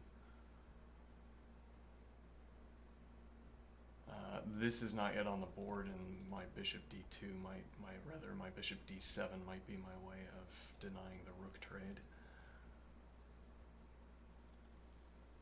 So I don't want to advance here. This is already card.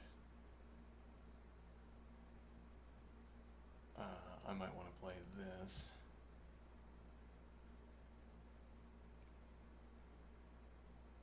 Except that I'm getting mated. Whatever. Always a critic. Alright, let's not... Well, you know, we could just follow through on the f6 play here. Yes, we could. Indeed. There isn't a tempo gainer from this bishop. I mean, if you drop back, we can do this. There's nothing you can do with this bishop that prevents us from doing that, I think.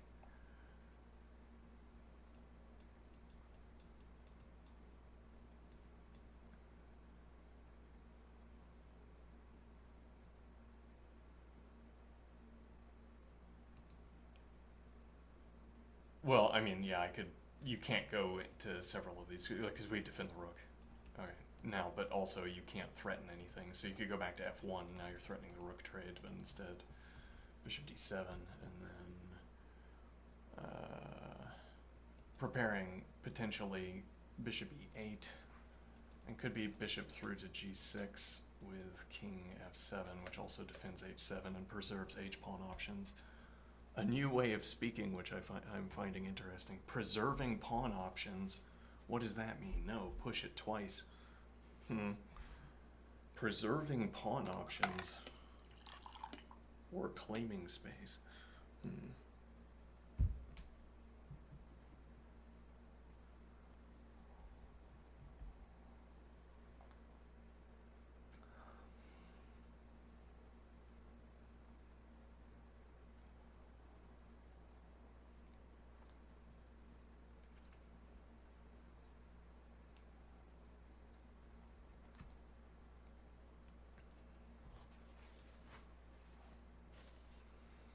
Interesting.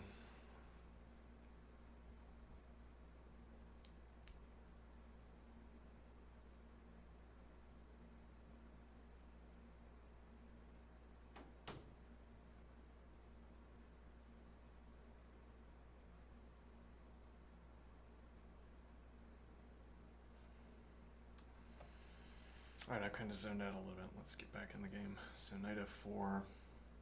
Alright, so we're observing that black doesn't have to take.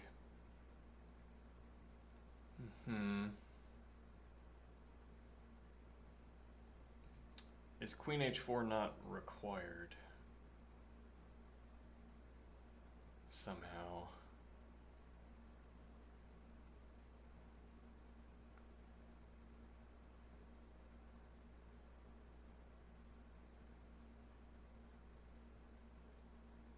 Well, you'd threaten mate.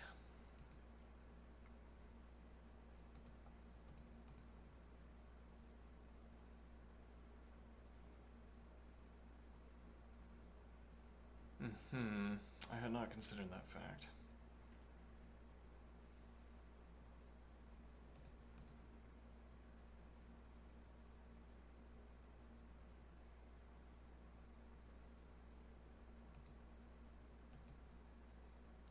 My continuing willingness to go for this move. Queen f3. Ah, you know, that makes a lot of sense. If takes... No, wait, hold on. Does that make a lot of sense? Well, I'm thinking if you're going to play g3 to kick the knight, but... Oh, and actually, okay, hold on. There was a tactical requirement here. This pawn. Oh, I see. Right, if you play, well, no, because if you play here now takes, this was already defended. So I had that tactic covered, but I didn't observe that this was a tactic. I didn't think about it. Let's see now. What is the idea? Well, yeah, okay, if you take here.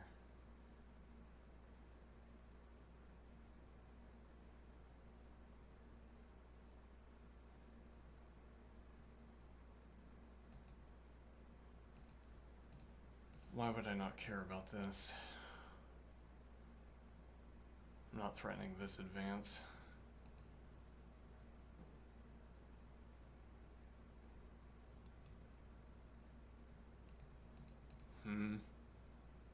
Well, there's a point here that you might want control over this square. Like, my queen gets back into a mating attack, and also gets off of the third rank, critically, by playing g4. So if I am pressing this attack against your king, which losing this pawn has somewhat diminished, but, well, I mean, to the extent that this is a piece-oriented attack, losing this h-pawn is not critical to my success. This with winning pressure against the, this is not a pawn, this with winning pressure against the bishop. Bishop drops back, but I've claimed tempo against h7. In which case that would also, queen could transfer over to this rank, or rather to this file one way or the other.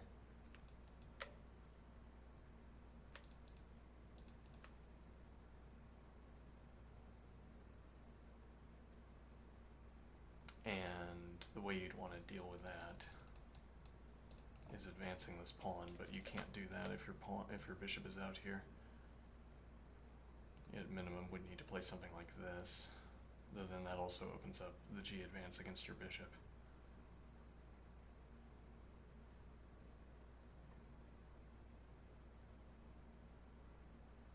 Though that would be giving up my piece attack, maybe.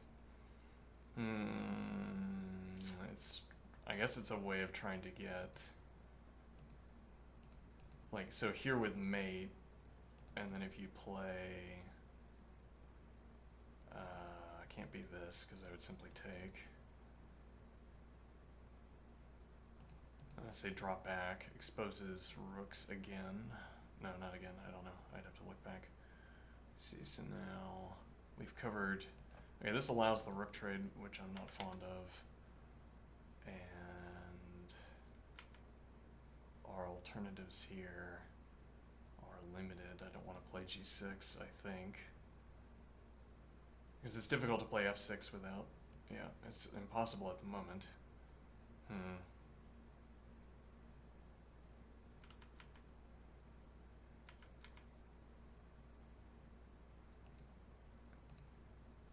And if you drop back here, now you haven't advanced this pawn yet. So I have this tempo for free, you can't advance. And you don't have the f6 advance either.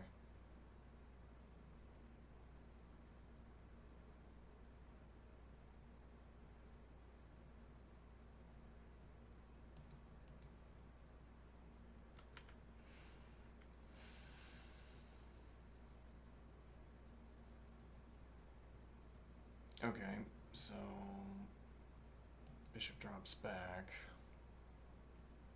which allows the rook trade, but let's suppose white doesn't take it, it would be here. Well, no, it would probably be here, actually. Could be here, I don't know, probably, but could be.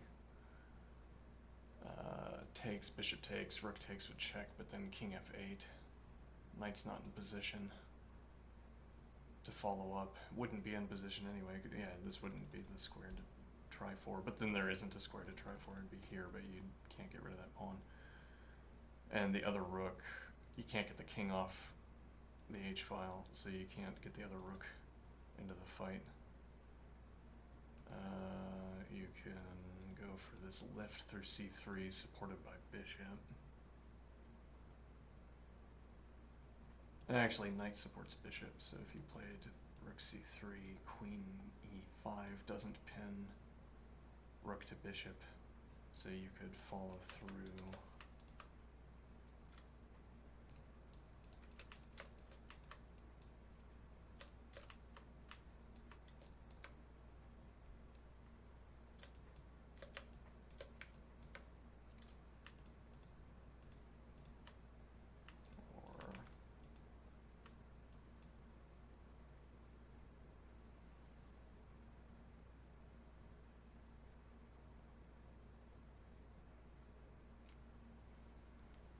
Or okay, though it's not clear that this is where you want your pressure.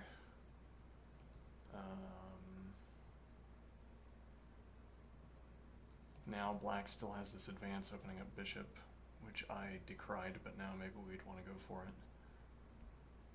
This is under pressure.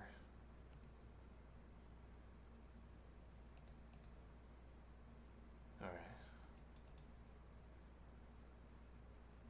Yeah, but I mean, probably you're not going to get the rook to the third rank, rook h3, bishop takes h3, rook takes h3 with pressure against h7.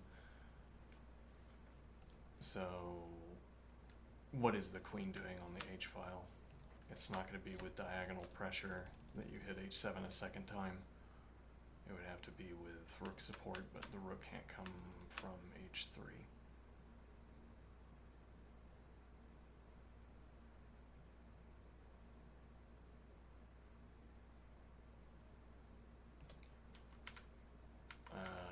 Let's see, but then your alternatives... Well, really, you could go here instead, I guess. Though that doesn't threaten mate. No, but you still might be obliged to deny h3. Interesting.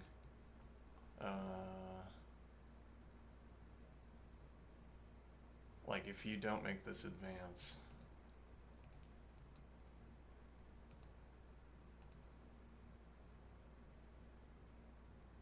Yes, well, that's quite committal by black. Well, it's committal to the best move, so you should do it.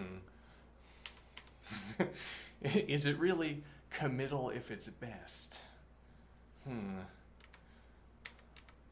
You only give up worse options. Yes, and this doesn't come with tempo, and you didn't have an opportunity to take beforehand. It'd be better if my bishop was already back here, but...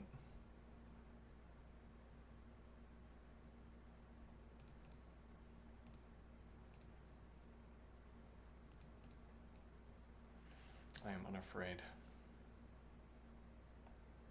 Opens my rook up down the file, claims tempo against the queen.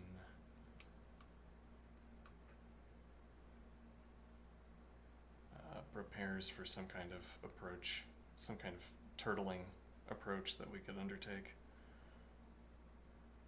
If it turns out that the attack goes critical, we would have... This is a 2-move tempo to get the bishop involved. 2-tempo operation to get the bishop involved. Bishop is defending some critical dark squares around the king. The queen can commit to these 2 squares, for instance. Rook can go to the second rank, which is really a 2-move operation for defending any of these files. This rook is... Well, this rook is the response, because you'd have to play some move to cover this. But I don't know how good of a response that is now that I'm looking at it. Well, this has become available in the meantime. The light-squared bishop is no longer denying b5, so you have access to the rank. Could be...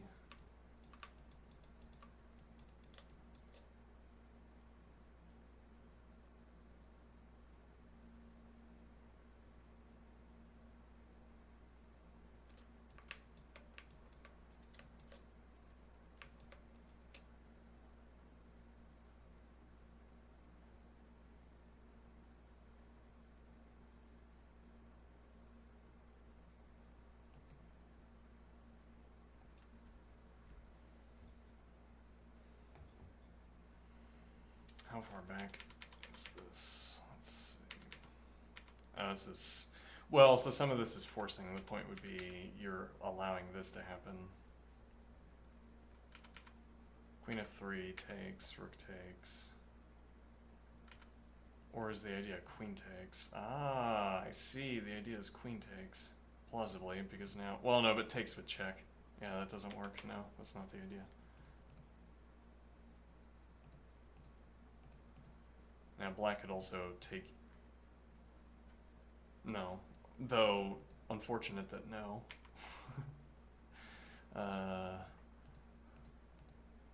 Alright, now...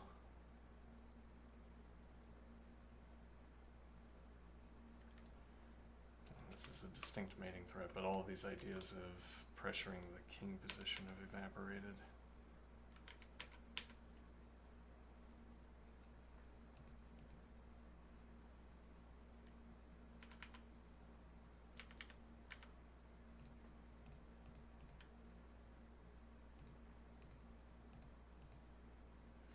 Yeah, this seems less persuasive. Well, okay, there's a tactic here that is relevant.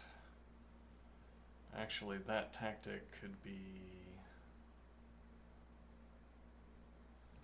You drop back, you're threatening queen c3, which forks mate and rook.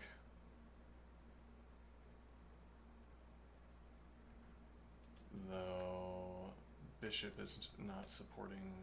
Well, you don't have to drop back to c2. I like that because, yeah, the fastest move for this. Let's say you play tiddlywinks. We move, and then oh. All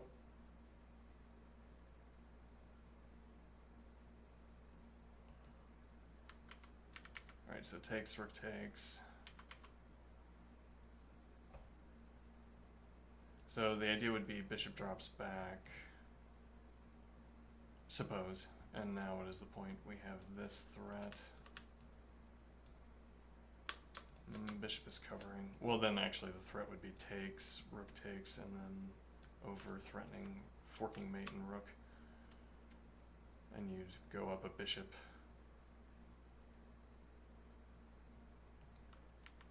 I don't know how right that was. But material goes off the board. Okay.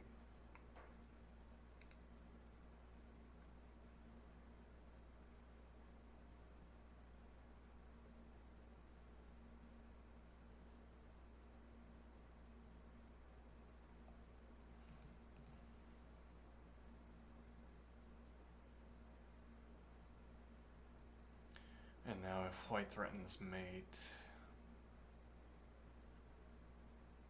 well, how is that going to happen? Drops back to cover h2. Okay.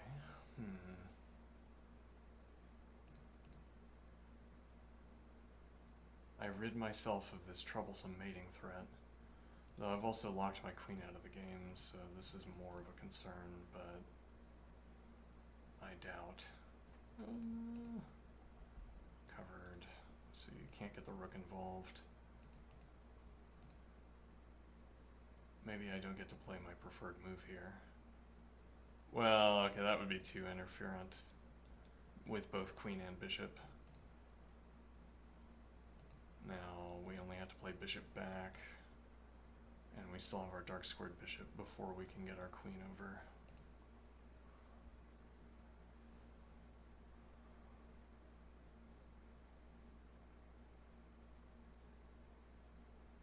Yeah, though actually nothing else defends e6. We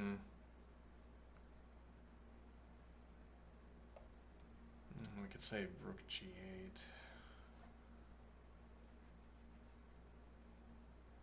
With tempo against the queen. And then... Well, for that matter, how is white not... Well, I'm saying that taking h2 is too slow. Even if it turned out that it was advantageous to take on h2, the amount of time you'd have to spend calculating it. Well, yeah, because I'm saying you don't want to...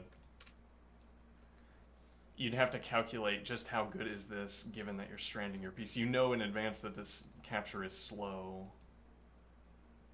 Or, Well, our observation here was about making this pawn advance, which is going to block the bishop from h2, or if the bishop is on the other side on h2, then is going to block long-range defense. Okay, so you can't, if you take on h2, king h1, you can't advance this pawn yet. You have to spend your tempo dropping back. But that has ceded the initiative to white. And now white gets to do whatever is playable with that initiative. Rook back to d1. Oh, I see. No, that's not what I wanted. Well, now it's not so clear. No, it's not so clear. What do I mean? I was saying that's not what I wanted with my bishop, but now I'm not sure.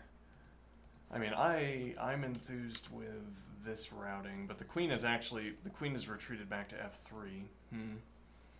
That's an interesting point here, that much of this idea with the bishops dropping back hinged on claiming a tempo against the queen on h5.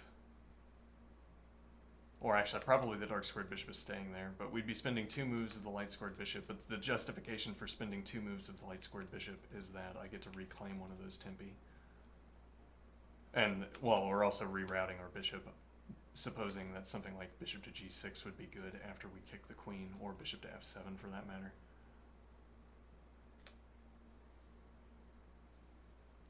That would be a longer range point. We're looking at this knight through the pawn. We're also looking at b3 through our own pawn. And b3 is one of the remaining targets on the queen side. So if we could get our own pawn out of the way, our bishop on f7 is supporting b3. Okay. Hold on. Save that diagram. Okay. No, hold on, I'm right. Hold on.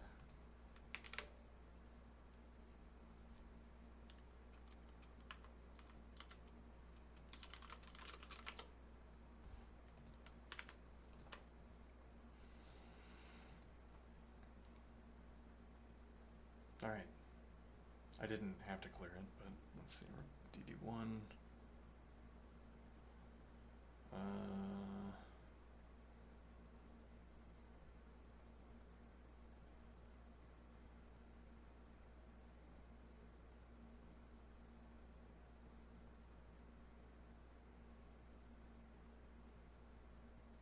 Actually, another point that strikes me now is, yeah, but why would you do that?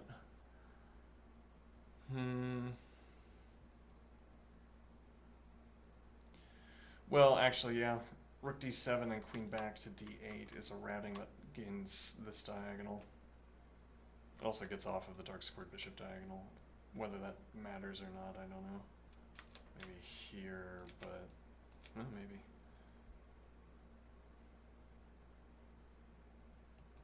Alright, so rook d7. Well, and the point is I'm not going to move the dark squared bishop. But what about... yeah, let's see.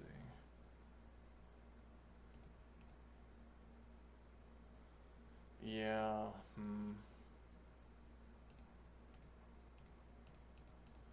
Unfortunately, that doesn't really work. Unless this is somehow persuasive.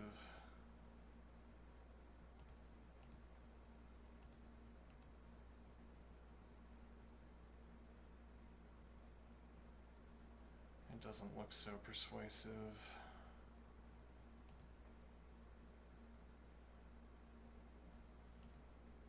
No.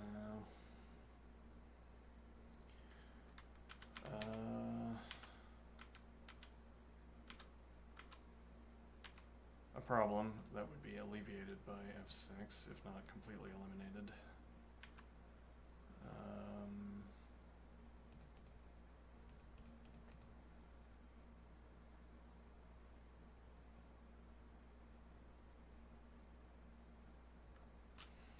And now rook returning to f8.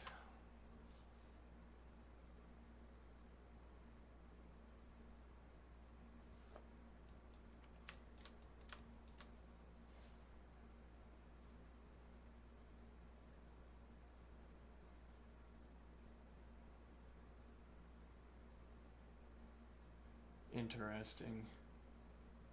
If required, the light squared bishop can drop back and fulfill fulfill either of these two pawns, either the pawn here or the pawn, the alfil here. But then the pawn here, the alfil here, the pawn here, the bishop here, the bishop here, the bishop here, the bishop here.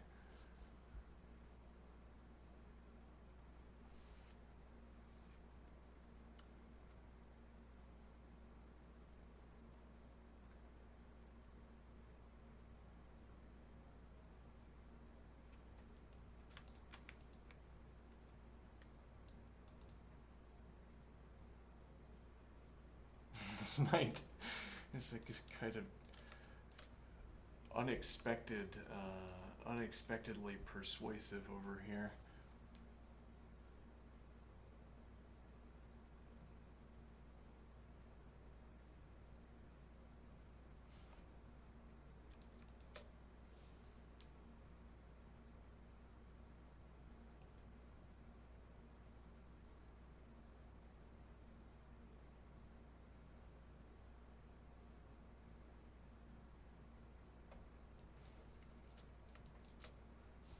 Queen still defends rook, though there is a point you can't do something. Well, you wouldn't want to do that, but I don't know how you would drop access to this rook, but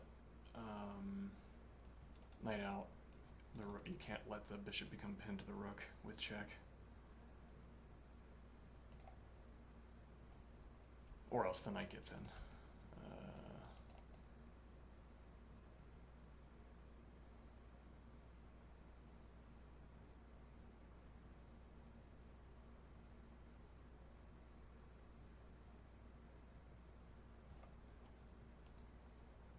Uh-oh.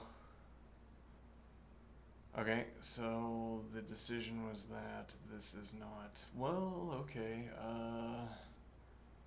hold on. No, it was bishop back to d6, okay. So black's claiming this is fine and not a problem. Okay. Well, and I mean, our problems were with the bishop staying here, so... Though now we're down a tempo, we cede the initiative. We have to find out what happens now that we've ceded the initiative. We don't have the block, the light squared bishop anymore. But okay, there's also no persuasive reason for this dark squared bishop to leave this square.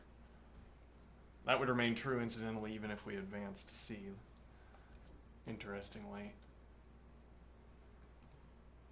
Okay, but wait, there is a persuasive reason. What happens here?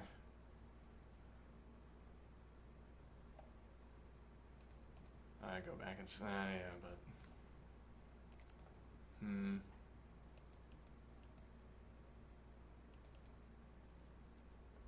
Queen c3.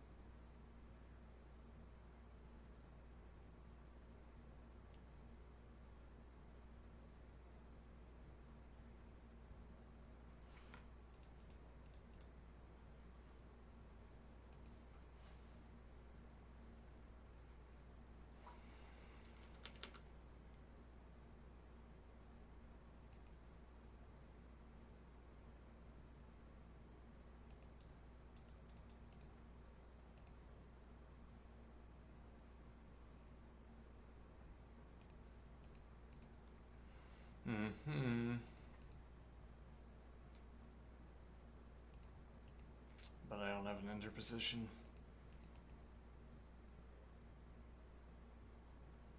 Yeah.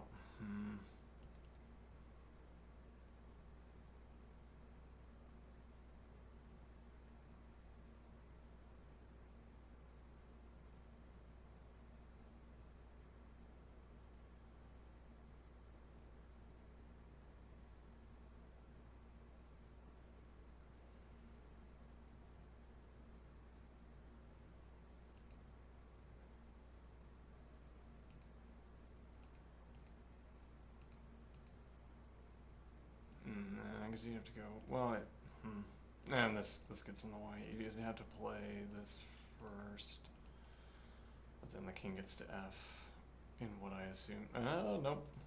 Interesting. Threatening mate. I think well, bishop is in way of rook. And so yeah, queen's covering that. That's not a problem. And this is defended additionally. If you take with eyes on queen.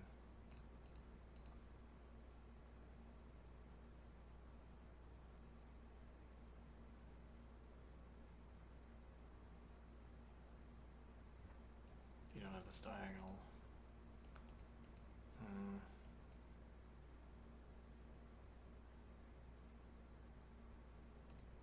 Not every tactic is one move. No, though many of them are.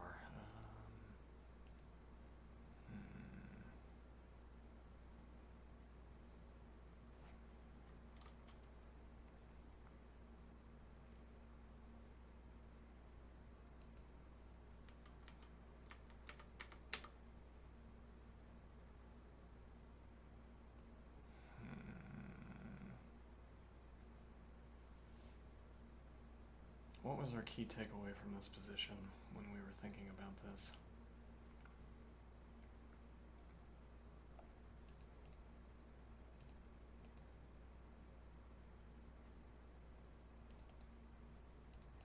Well, so this is the fastest way to try to break this structure. You could otherwise spend 2 tempi advancing G.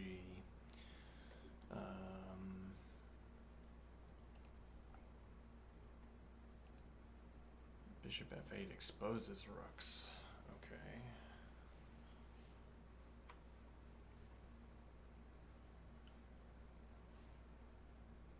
Interesting.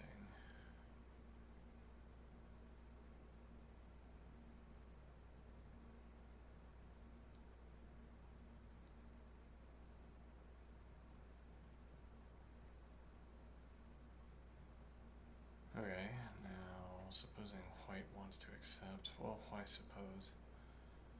Controlled, no, but not controlled.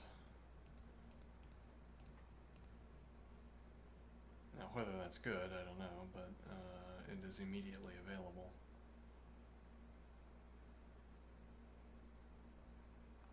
And becomes an active question all the time.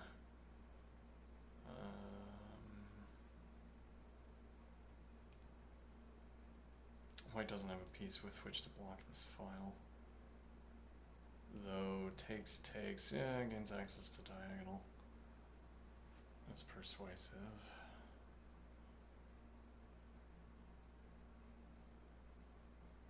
This is on pre, and now persuasively so. No, not so. Well, and yeah, you could deliver check to escape, so if that's not covered. Yeah, you'd have to play like this, let's just say. No, yeah, well that would defend, right. Okay, now instead,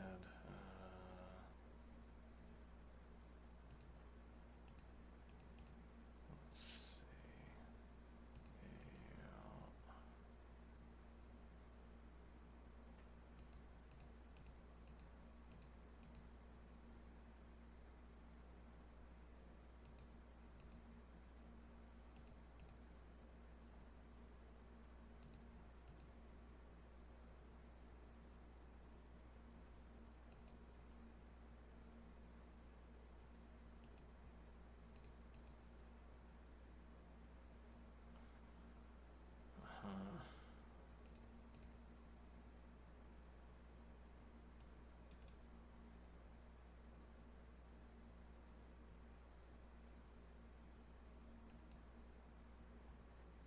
interesting.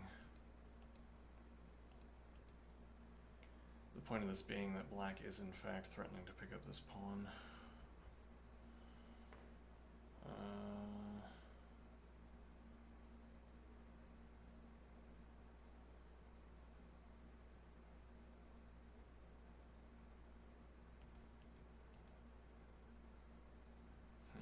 Let's see here.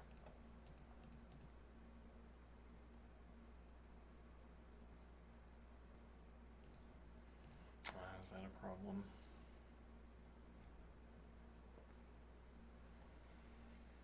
Hmm.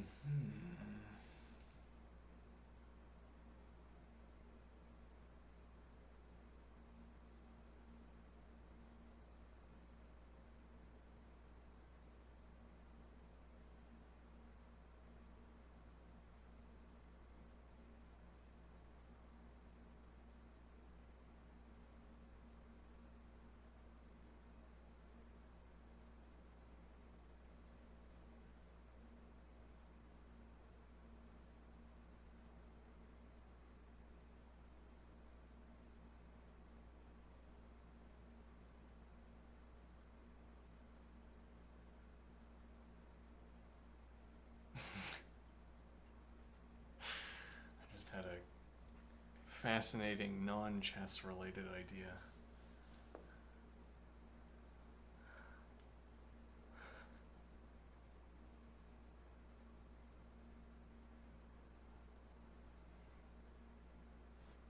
Distraction, you might call it. Yeah, well, the idea was robot animals that are better at being animals than animals are. So you'd have like a robot squirrel that's better at being a squirrel than a squirrel is.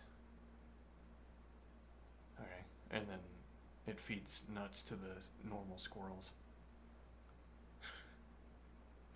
It gets the particularly difficult to reach nuts and deposits them at the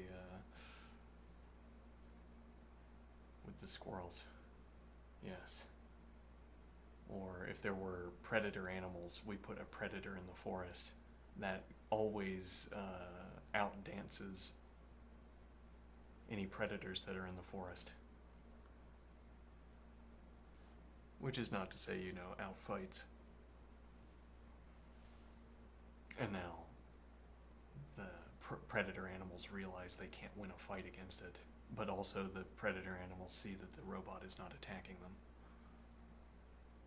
You try to create like a coexisting robot squadron of animals that could butcher animals to feed the predator animals if they were at risk,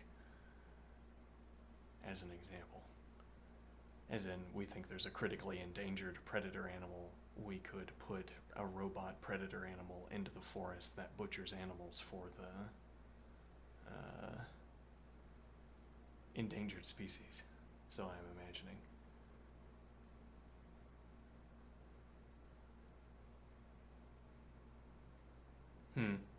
Anyway, let's see. Bishop f8. Okay. Does white want to accept the trade?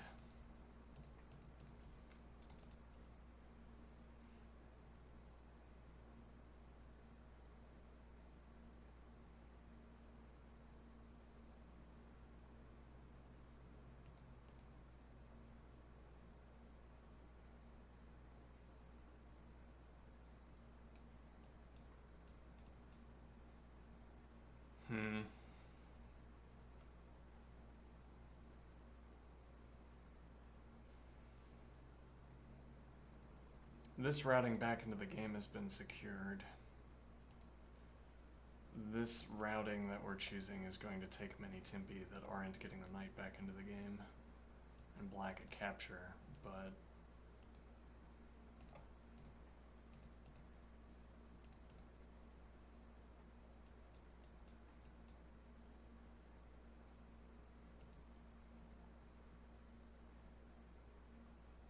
now bishop is stuck denying mate, which also means that it can't get back into position to deny this advance, so you can't play f6 to free up the bishop, interestingly.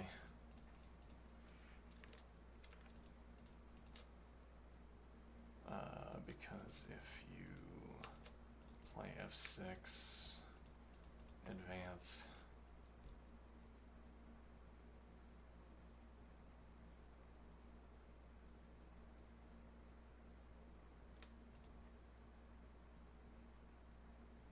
what was the point of this though? Let me see. Well, so the point would be that you're breaking the mate against g7. You can't play f6 because of the advance. Knight c5, rook b6. Okay, so we immediately look at evacuating the knight. Rooks remain on the table. Yeah, well, white is willing to invite the queen to the file, but black is not willing to invite the rook to the file. So this is always in white's favor, would be a point here, I think. As in this, particularly if g3 is an option to deny an attack down the diagonal, or supposing there's some other way to deny this attack, it could be, well, you don't necessarily want to commit to using your queen to shut this down, for instance.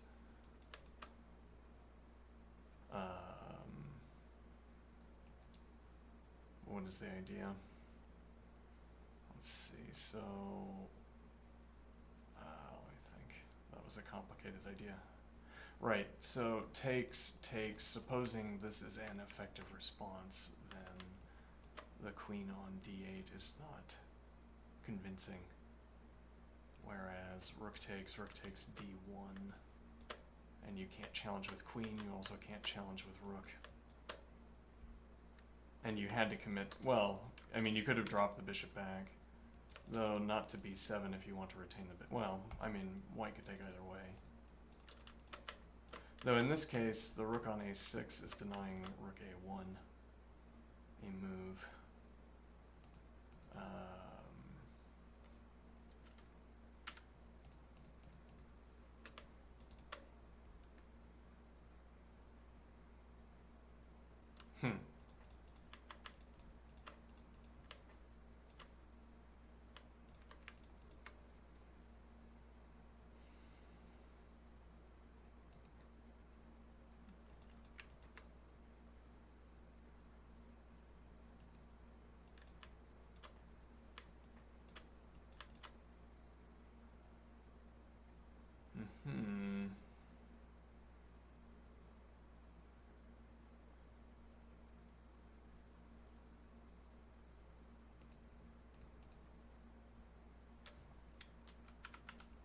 Would have to go with the mating threat.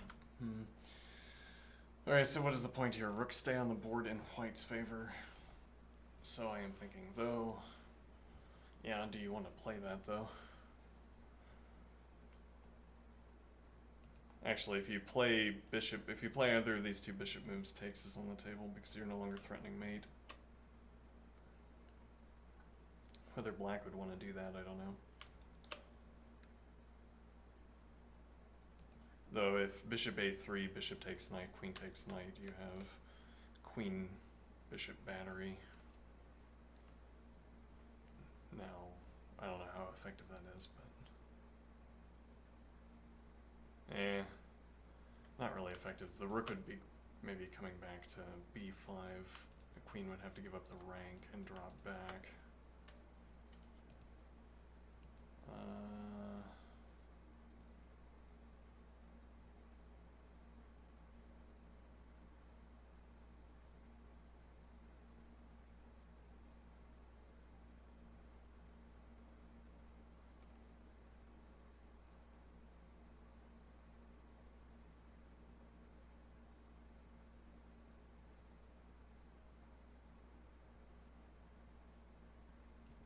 Also a point, threatening to double, which you could still take, but then rook takes and you're already on the third rank. So, which is to say continue development, though that could only come after taking. And then black has this option. Yeah, you'd have to create some incentive not to take here, but I don't know what form that incentive would take.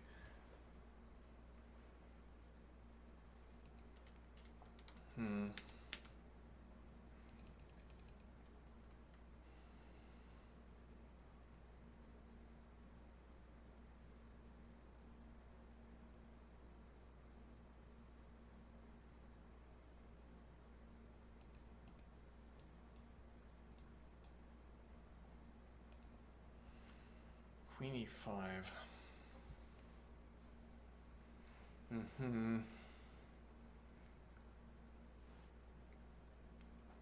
Wouldn't have been available. To be sure, would not have been available.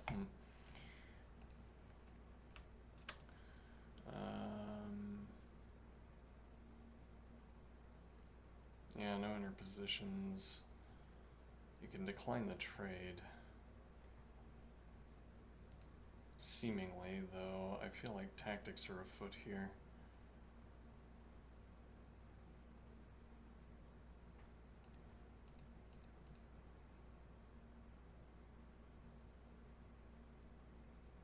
Yeah, though now I feel like the question is a little bit different. When the queen was back here, I didn't have to worry about the queen on d8.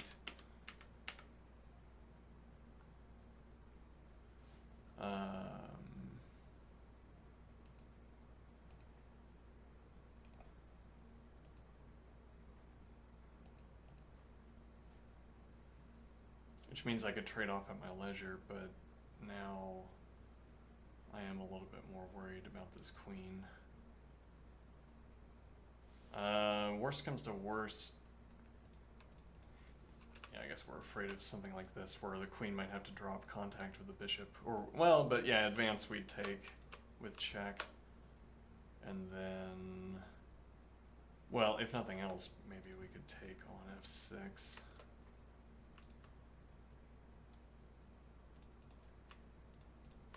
With check.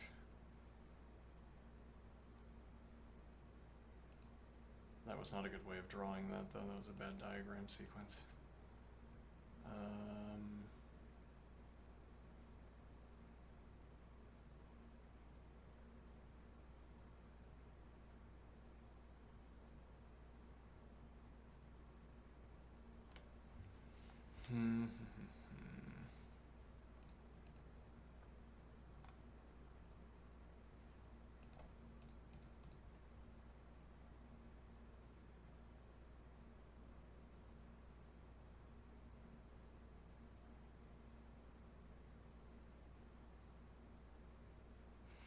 It's maybe just not persuasive enough.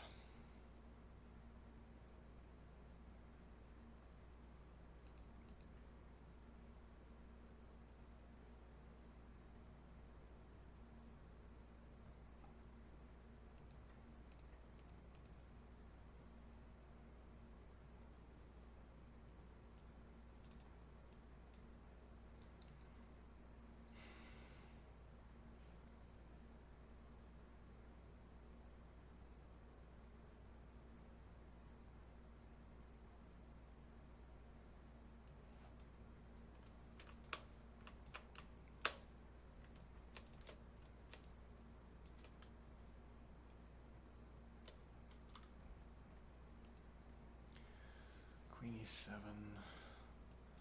So that reasoning was in part suggesting that we don't have f4. So if the queen gets to h4, f4 ends up not being a good move, which matters because, well, this pressure. Well, because I guess originally I was thinking advance against this structure.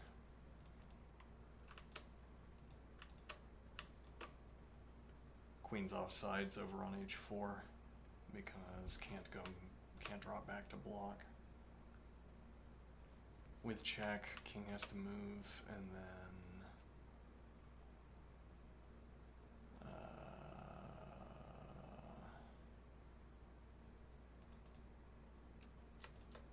yeah, I don't think black is fretting for this king structure in this line.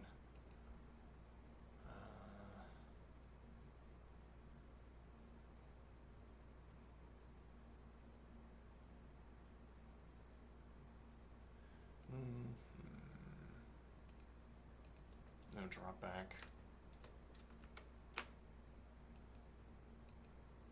No drop in.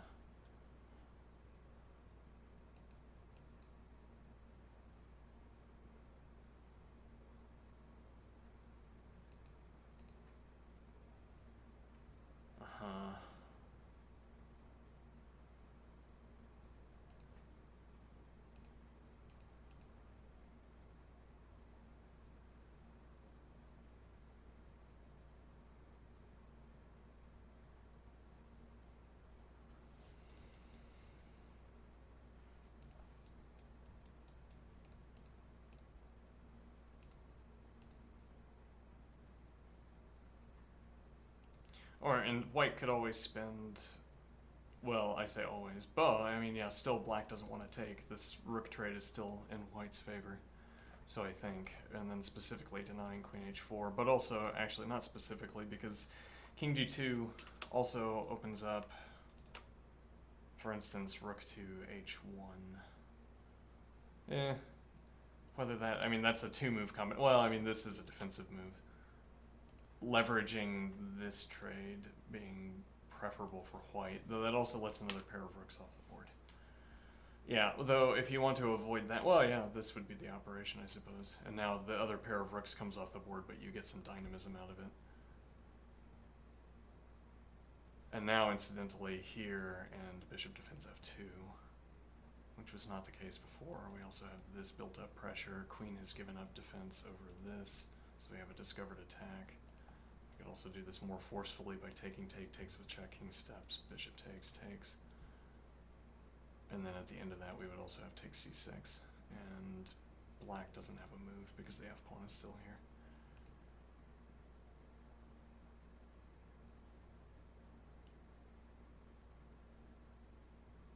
Interesting. And the display of that would be just throwaway a move that does not adequately respond to this threat. I mean, you could go to h7 with tempo. Though the bishop pair, well, your king is also not safe, so there could be tactical problems immediately for you. This is defended incidentally. A nice trick at the end. Though if I take, so maybe you're not obliged to defend this. You don't have a tempo claim against my rook. King could be on h7.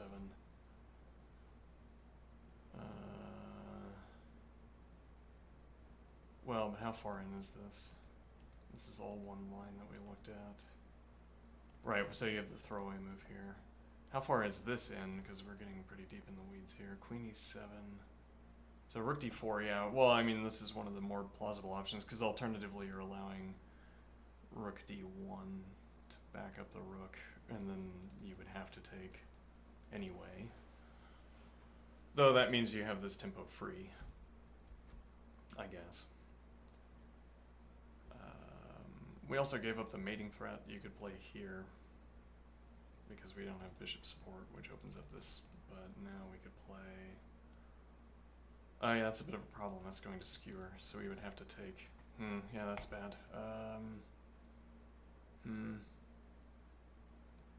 So instead we'd have to play here, and now say this is illegal, and you play f6 instead, but that doesn't work. Takes with tempo against the rook. Back rank is covered, and we have winning pressure against the bishop. Okay. So takes, or yeah, well, you are obliged, I think. Yeah, again, if you play any other move, I'm playing rook d1 to get the two rooks. And then at minimum, if takes. Now if you play g6, looking for bishop g7, I can still play rook a4.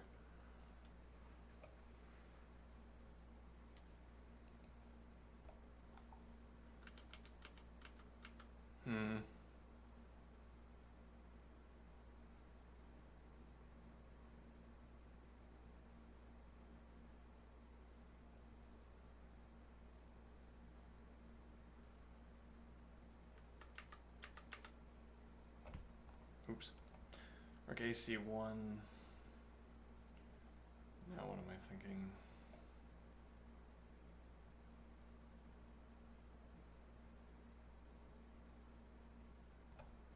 Well, that has played a tempo into this putative advantage.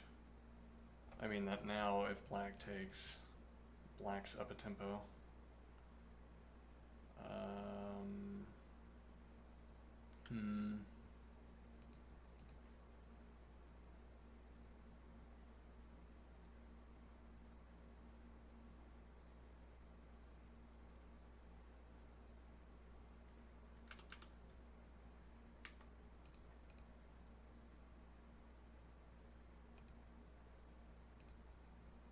Could offer queen trade, but black is up material here.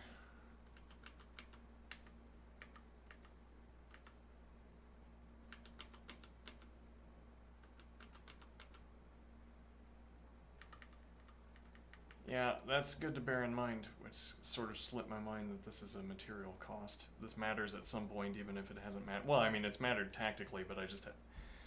If this hasn't worked, it hasn't been playable. Like, it has to do something.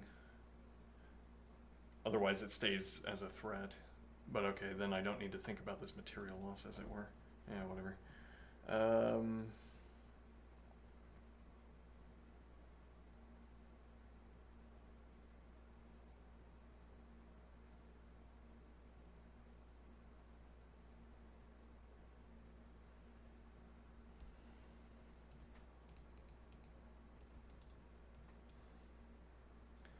Notably.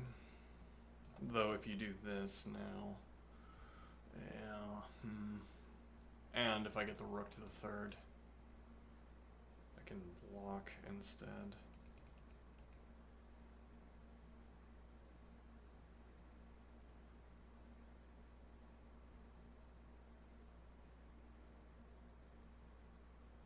Can't drop back. Wait, was there no. Well, okay, after this move, yes. There was threat of winning this, so this wasn't available. No, not quite, right? Because the point is that if you play here, this is undefended, and we cover here, and bishop covers queen, and actually we're threatening mate as well. So if you take, I remain up material. I have this pin, which I can trade for this activity, and then you don't have this unless you move the rook now. Maybe to prevent me from going to the 7th, but then this.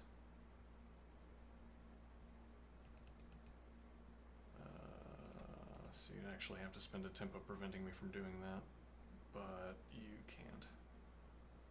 Okay, so...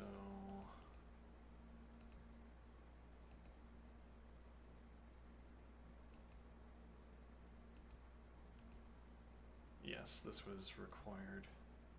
Wait, was it? I'm not sure what conclusion I just reached. Let me see that again. Nope, wrong line. Whatever, let's just stick with the text. Okay, so...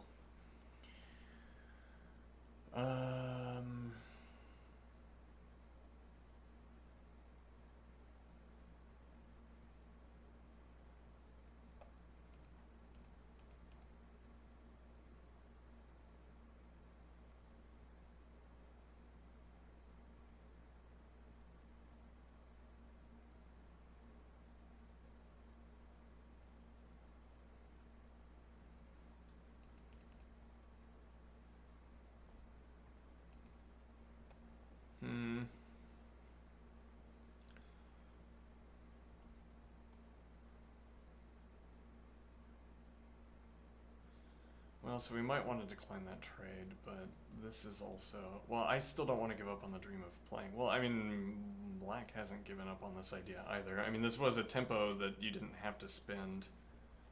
Now you could claim knight is dominated. I mean, my bishop can't go anywhere. So, claim the knight is dominated and then keep this lane open. But now, I mean, yeah, this rook is committed, and this rook is trade. White has the option of forcing off the trade. Though, again, more advantageous now for black if white has to make this trade. Like bishop c8, rook takes d8, queen takes d8. And now d2 is undefended. Though,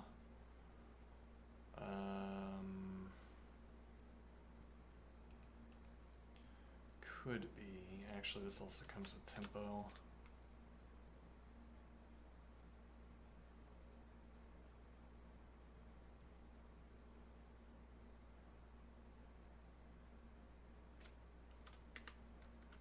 Alternatively,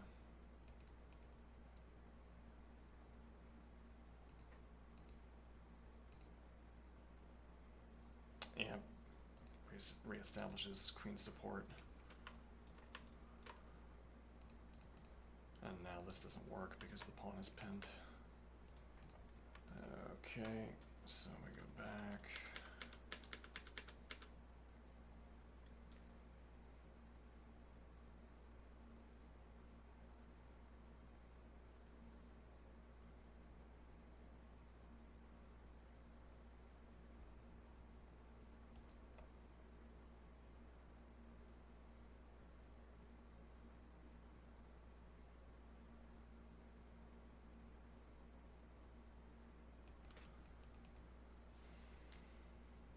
Pinned. Indeed. Let's see.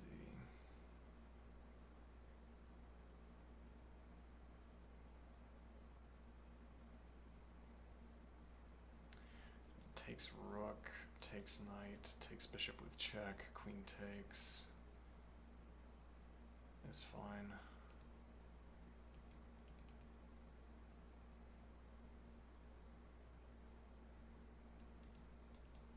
Maybe.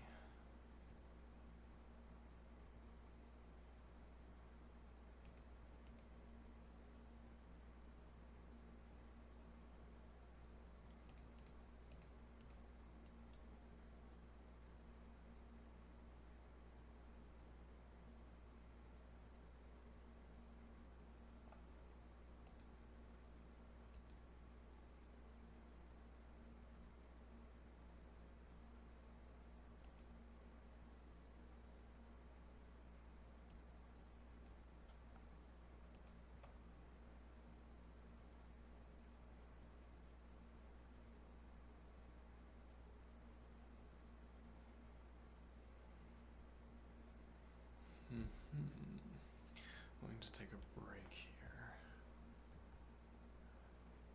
Am I? Maybe I'm not. Okay. Let's see. Why is this bad, if anything? Rook a5. Yeah, I don't think this is a problem. Maybe white is losing too much flexibility or something. But I think you want to build up more pressure here. I can still follow through with this rook development behind the shield of this bishop. I mean, if I didn't want to do that, I could also play this beforehand, which would be the decision to be making here, I guess. But I don't want to give the queen the open file. Now the queen has this rank. If... Though, yeah, I could gain access here, get out of the way of the bishop, open up queen onto g7. What if you do that immediately? Let's see.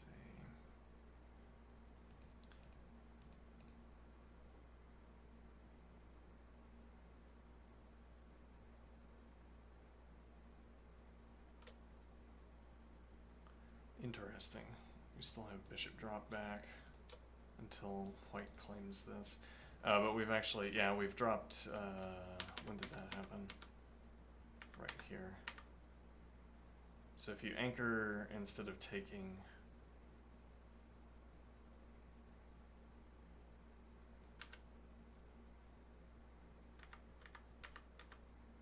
no, that was a misinterpretation on my part. All right, whatever. So if f6,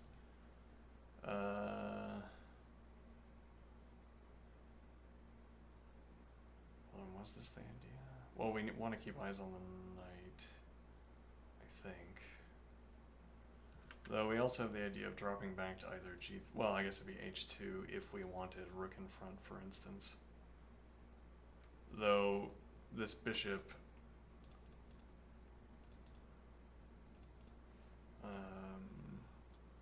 even back here is providing support, so takes.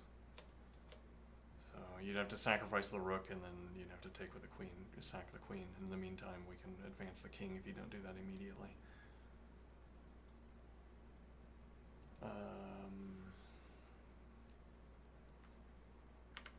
Alternatively, you still look here, though then queen would be in front.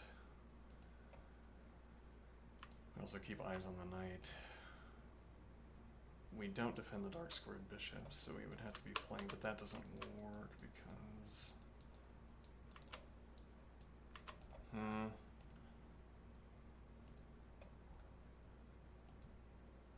Oh, it trades down. Hold on. Well, it's text now. Okay, I don't know if that was necessary. But, okay, let's see. We have eyes on G7, and then we have also takes, and bishop takes is still a fine position for white. This will rise a tempo, and you have to choose a back move, but bishop is going to defend this square and dominate the knight. This advance. Or, yeah, okay, this advance. Because you don't want to consider this pawn interaction. Yeah, well, I want to try to take advantage of king development and still having the two bishop pair, or still having the two bishops to make my pawn advances more persuasive than what I would get if I start with f5. I also have heavy piece on the 5th rank, so that would facilitate f5, notably. But okay, you could get even more support and hope that the heavy piece isn't kicked away by that point. Well, actually, that would be a relevant question. Denied or defended at the moment, notably. And if advance, well, if not advance, then white has these two pawns, so you can't take. And if advance, this pawn is back. Takes is in favor of white. Okay.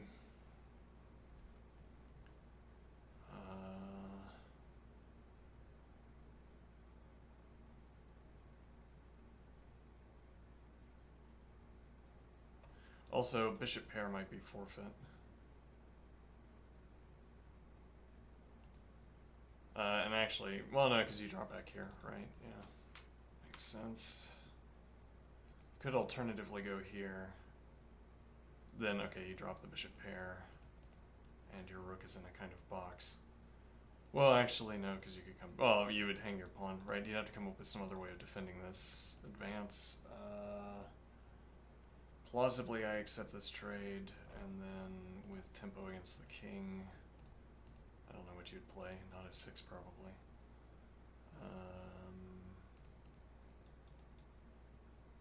No, not that either. Maybe f6 here.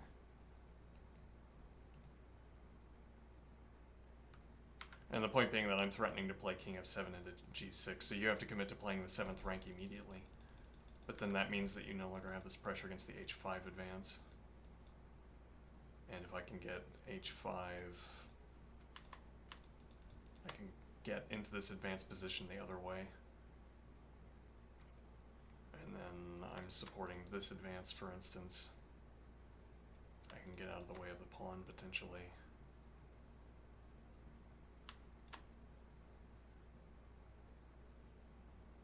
So this pawn, this backward pawn, keeps its defense. And again, if you actually, we probably could have put that.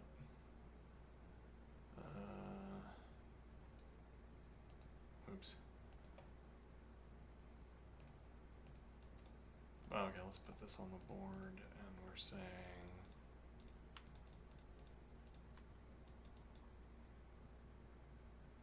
Okay.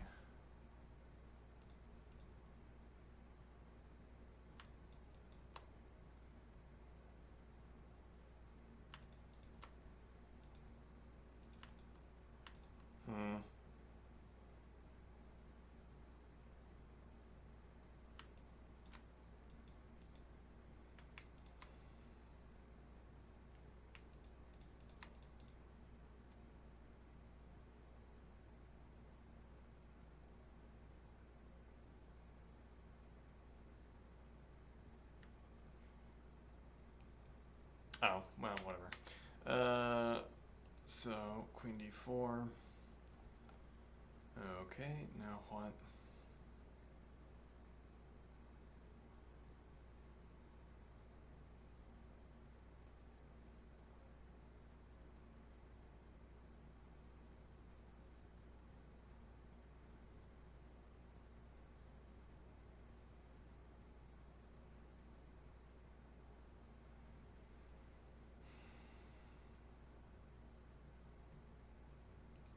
Yeah, though now it's a question of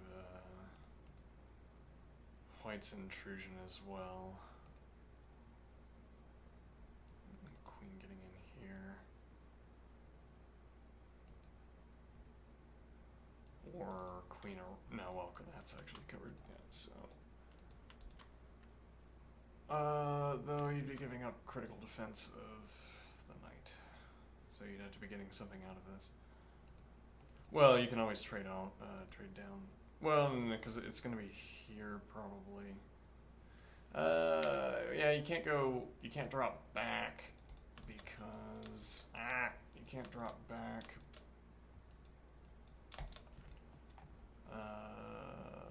Well, no, you could, I guess.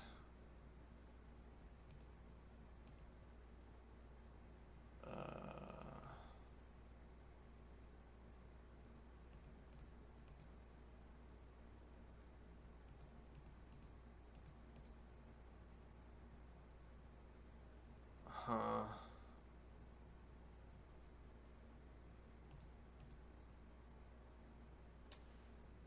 Maybe that move, but also maybe not that move.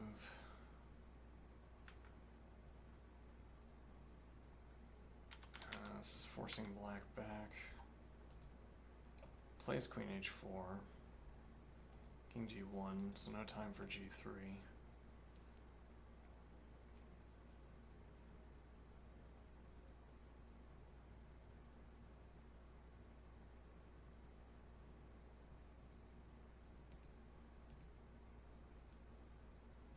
Bishop c8 indeed.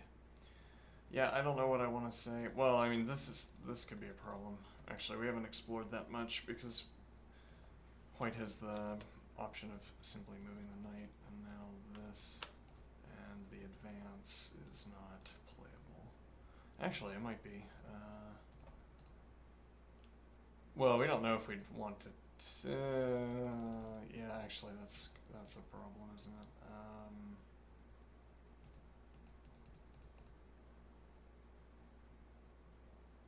Yeah, and now, yeah, you're not winning. Let's see.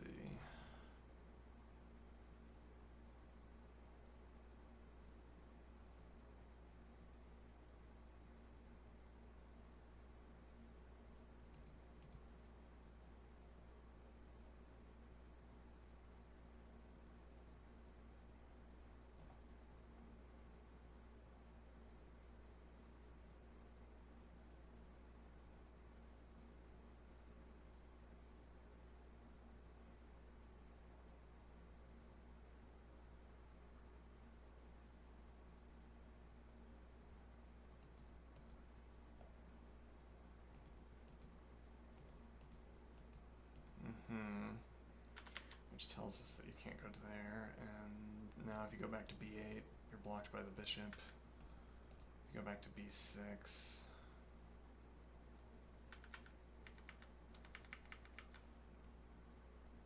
Why were you on rook a5 anyway? Oh, well, we're just making the note that you'd have to drop back anyway, or go back to b6, yeah. Right. e5. Interesting.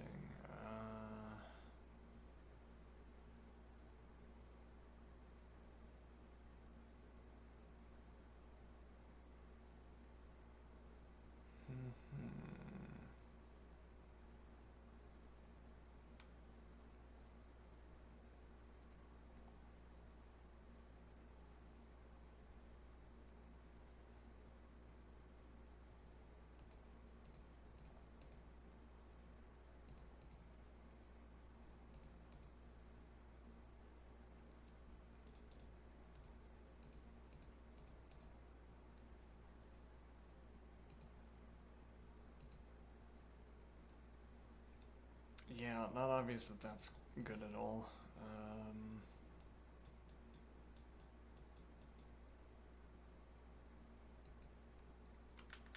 And then otherwise, same problem.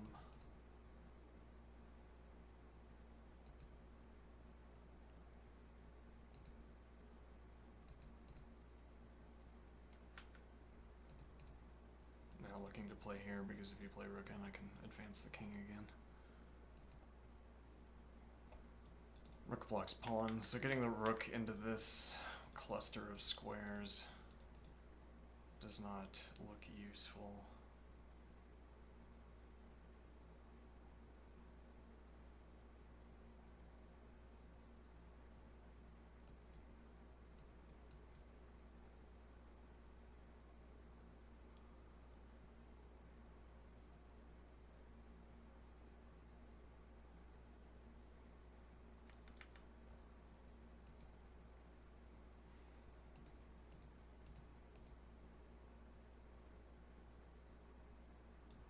Also, this rook development route.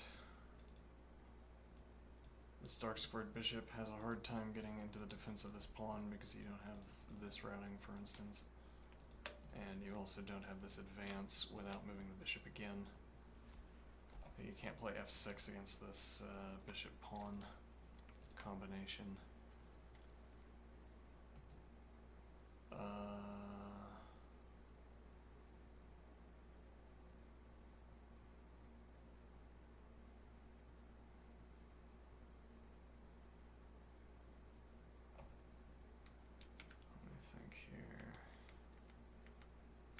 I don't know, it seems like black doesn't want to take. This is where the bishop wants to be anyway. Otherwise...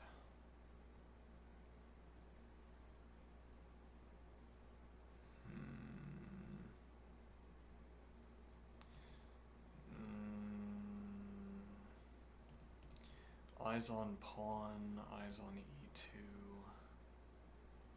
Retains the file.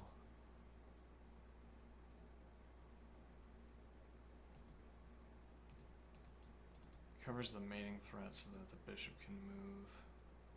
But where is the bishop going to move? Well, it could be this, actually. Queen takes d4.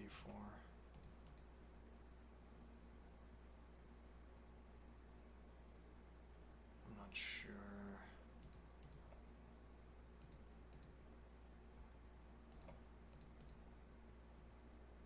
Oh, wait, hold on. Yeah, that's curiously available. Yeah, that's no good. That's no good at all. Actually, that's just it's effectively tactically required to take here. Yeah,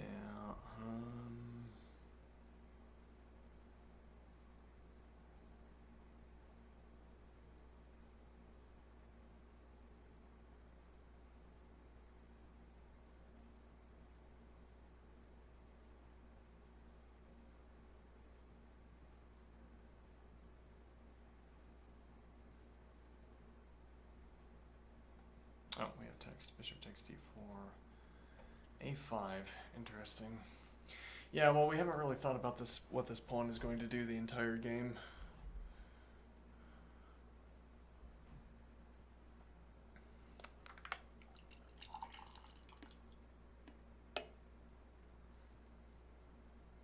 Well, and a4 came with tempo against the rook. I mean, you could still play it, even.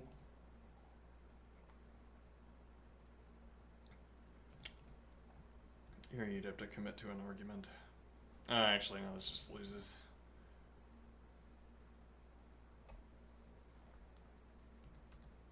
Well, loses advantage if nothing else. f4.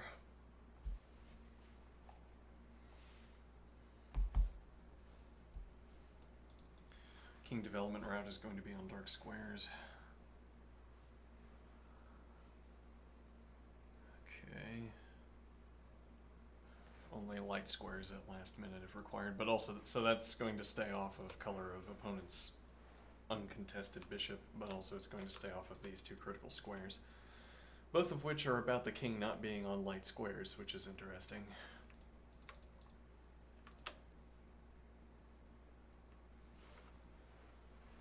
King is not on light squares, which incidentally implies that the king is not on either of these two squares that the knight can use, and it's not on any of the squares that the bishop can use. King f2, so we see h5.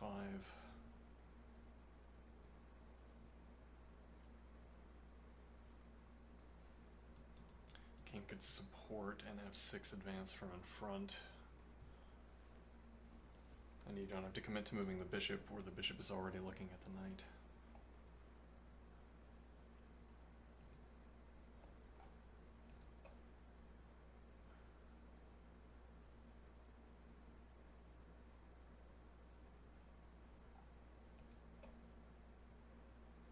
Okay.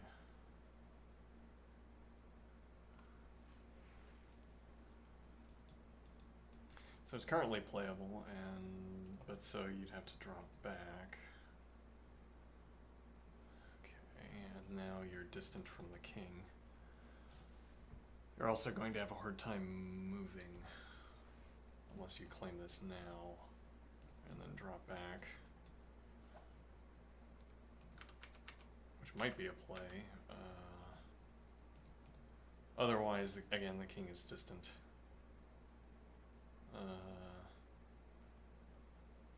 From this knight, and off color with the bishop, and on a closed file with the rook, though that's less certain.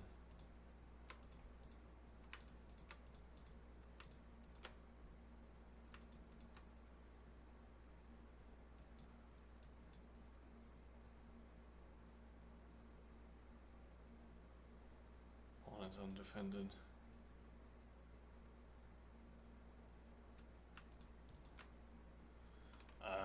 We would have to put that on the board to look at it. Let's see, king h7.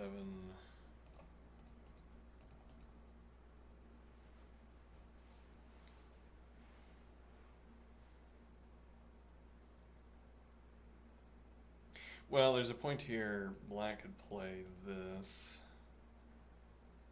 to apply more pressure against this advance. And now the idea is instead king advances to h6 and you go for the g5 advance.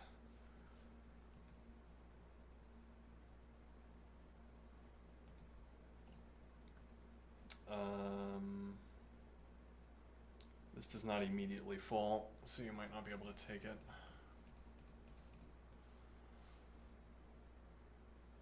Well, this would feel dubious, I think. They're threatening this.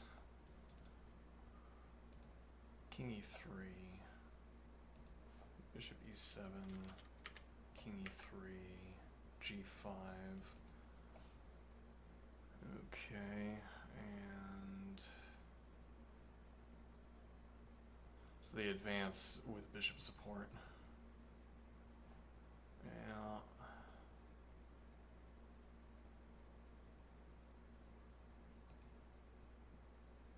If takes, bishop out with check. King gets as far as g6 uncontested.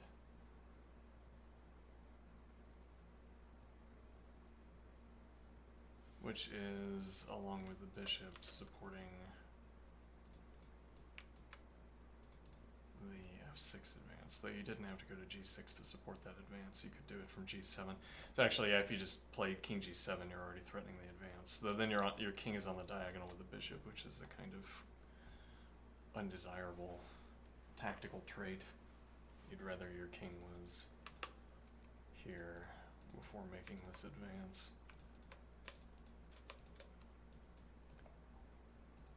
Knight e4.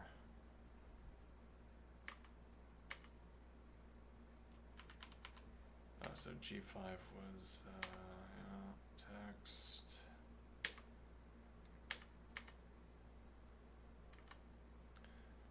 Okay.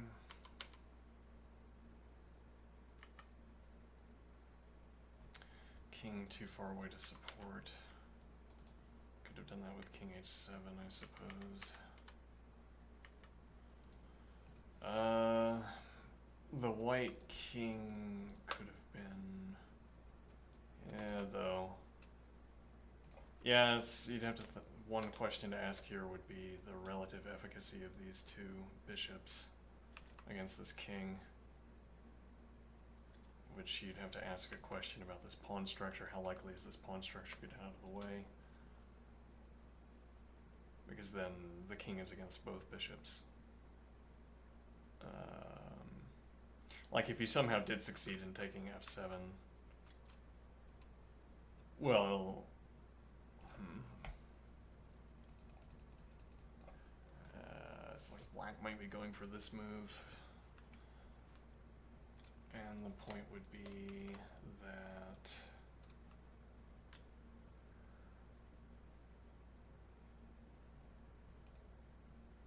I'm dropping my idea. Okay. Let's see. King advances. We'd have to ask a question over here. Actually, this is on pre at the moment, which might be relevant. Yeah. Well, I mean, you could give back the material advantage. This is targeting the wrong thing, but now this pressure against the bishop might matter. Maybe not. Bishop back here. This is quite tactical. You see bishop to b7 anyway. So this supported by with tempo against bishop, but also opening up bishop onto knight.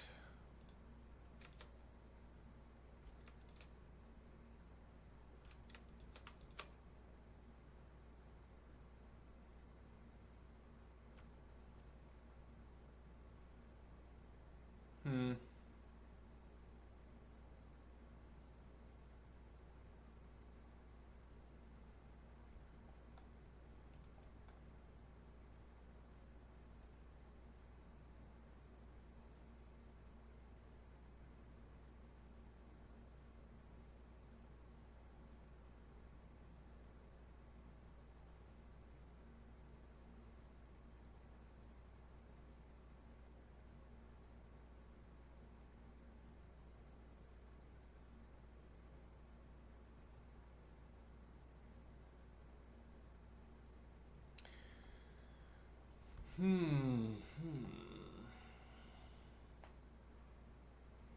I should have taken a break earlier.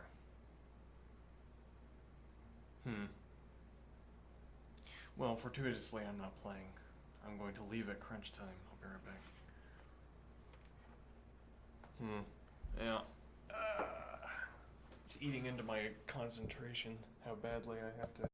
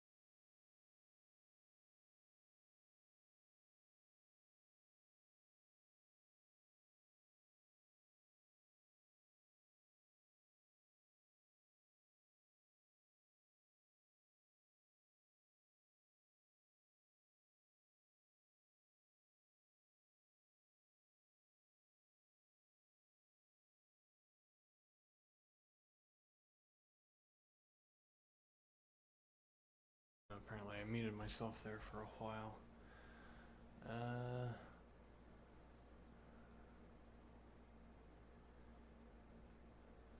Yeah, here, I'm gonna anchor.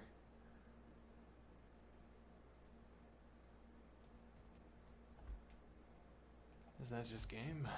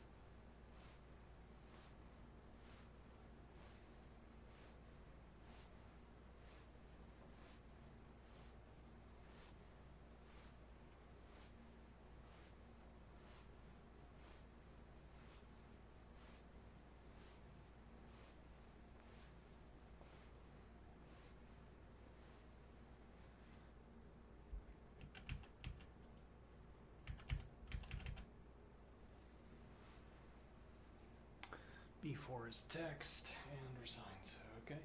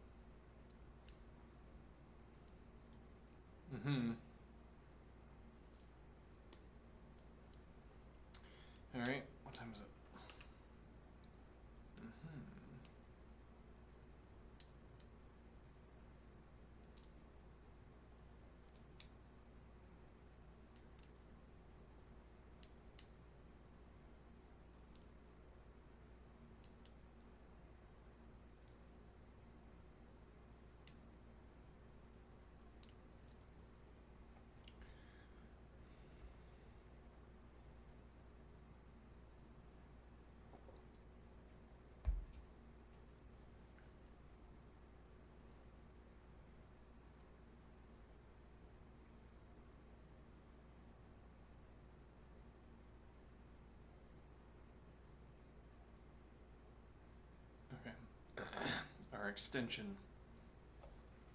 that we were talking about.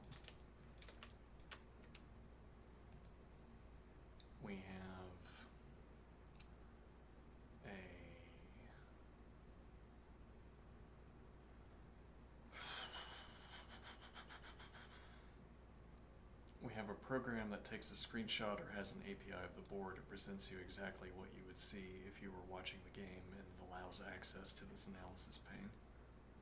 So it's like a layer that goes between you and the analysis board. Okay. And now you interact with the program that interacts with the analysis board, and this opens up hotkeys that aren't available to browser.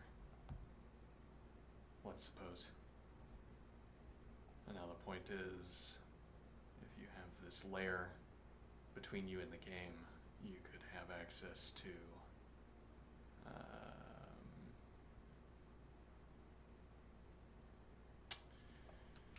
let me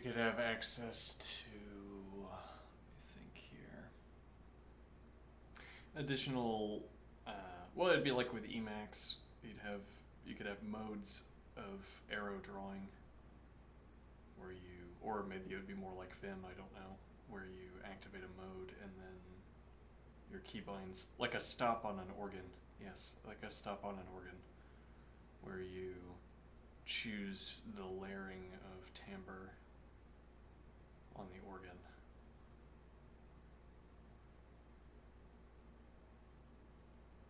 Okay.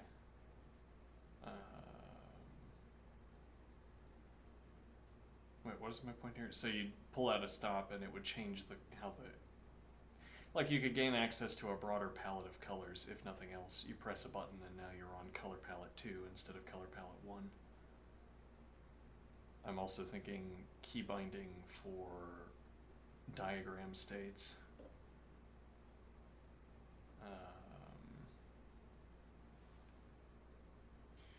Where you could draw a diagram and bind it to a number, for instance, and switch back and forth between two diagrams. And then you could highlight multiple tactics without cluttering one board. Or you could talk about positional observation that requires more than one structural diagram.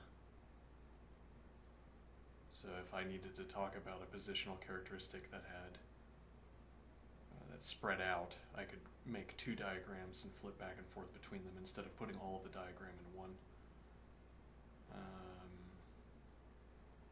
Presumably this would be for analysis only. Well, it would have to be analysis only because you'd be accessing, like, I'm not going to code up the entire tree and PGN software. Not even because I don't want to code it, though I don't, but I'm not going to code it because people wouldn't use it. People wouldn't want to use, like, if I bundled my analysis extension with my own PGN reader, which could be done, I assume, you'd have to use my software instead of using this website or Lichess or whatever, which people might be unwilling to do. Or for that matter, if people, well, I mean, I'm probably not going to write something for ChessBase where you'd have an arrow extension for ChessBase, though that would be the other candidate here. But I mean, having it bound up with the API of chess.com would mean that if you're analyzing, well, I mean, if you're doing a chess.com tournament, or if you're employed by chess.com, you're probably using their board, right? Using their website. It's like a baked-in form of advertisement. So you would need an extension specifically to chess.com and not an extension to ChessBase.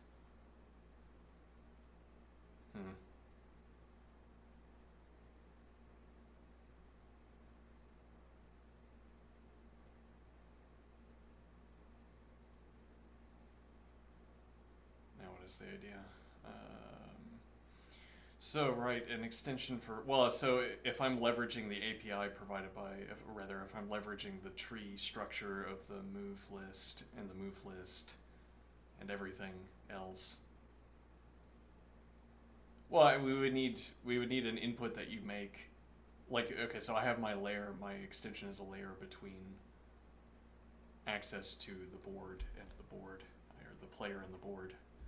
You input something and that input is processed by my machine first, and then the machine inputs the input.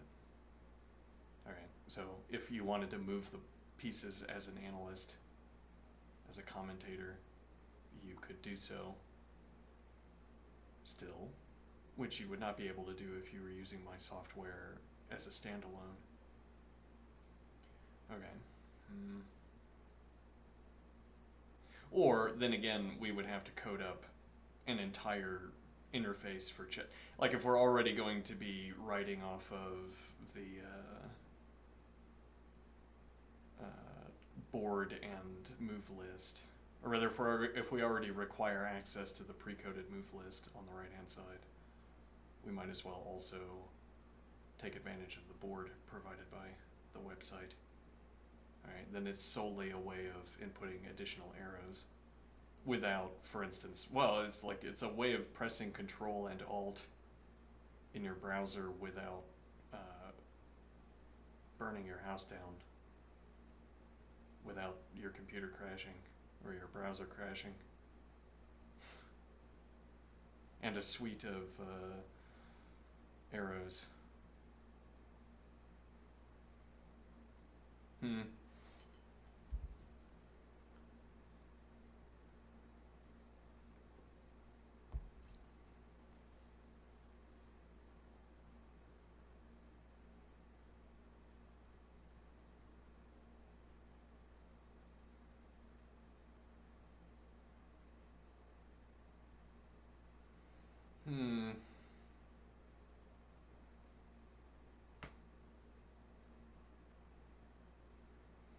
I could call it for now and be back promptly at some time or another. It's that or we shift over to exercise mode.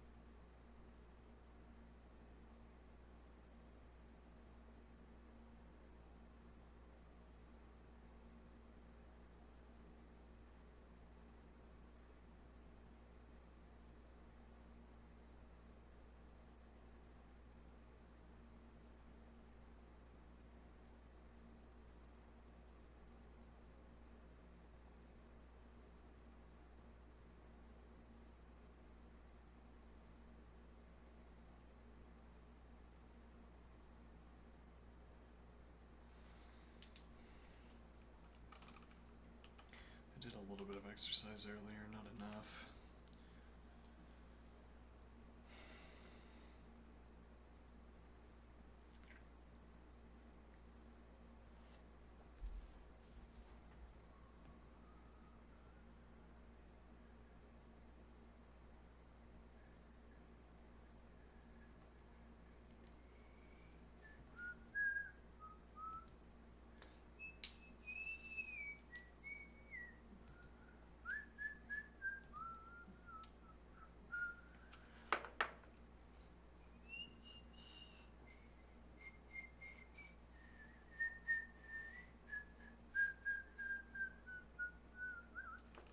I don't think I'll just study on my own, if I am going to study. An hour of alone time.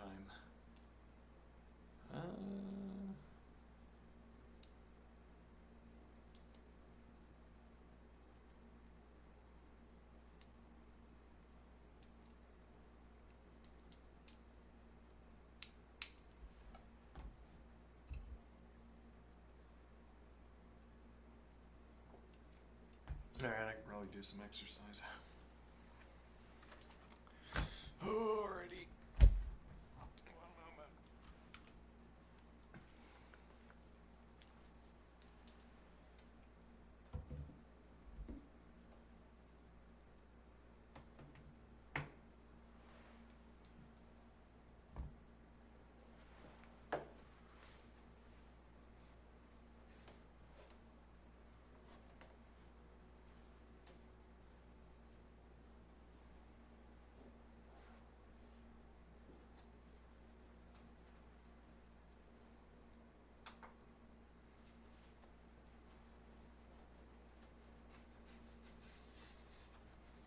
Even up to bishop a6, I thought this was a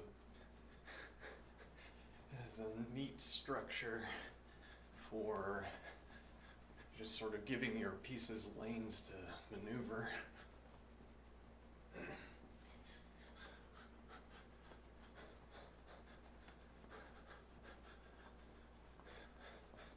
But then it didn't seem like the play continued to use those lanes. Well, f6, if playing f6 was required for all of those squares to be active, to activate all of those squares, it might be too high a cost. Well, but I mean, f6 was also a deterrent to the advance.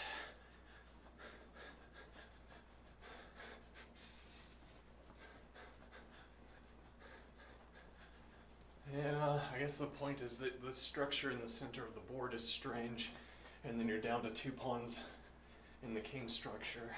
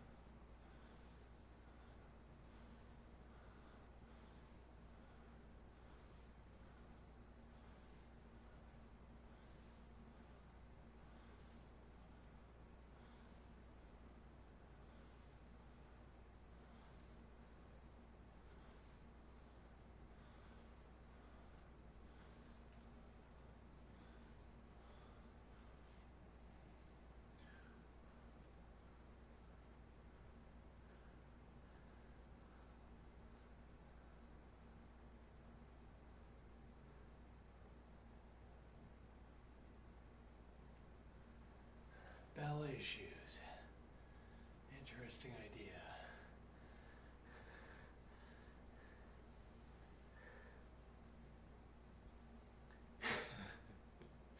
Just go about daily living in ballet shoes. Just do.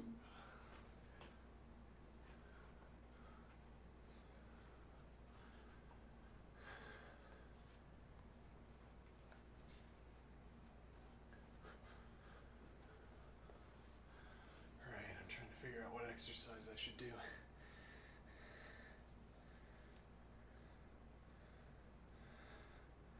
My right shoulder did not appreciate how hard we went at warehouse Tai Chi yesterday. Careening from injury to injury.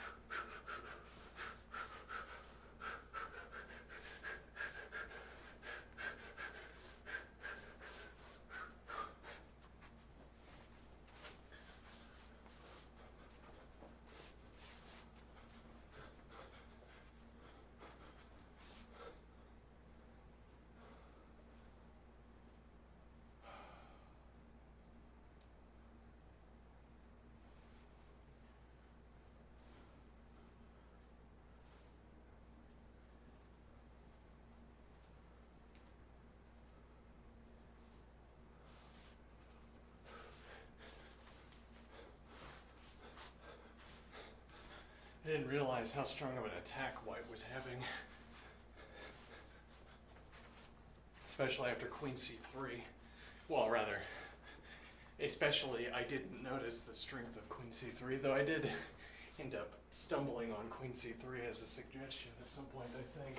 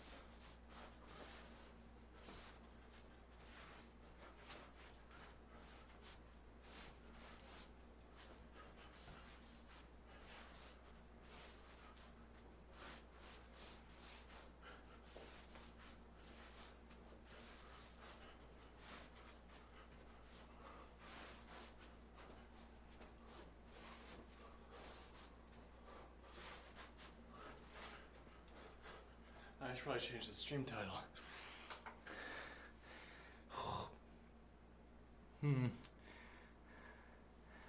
Let's see.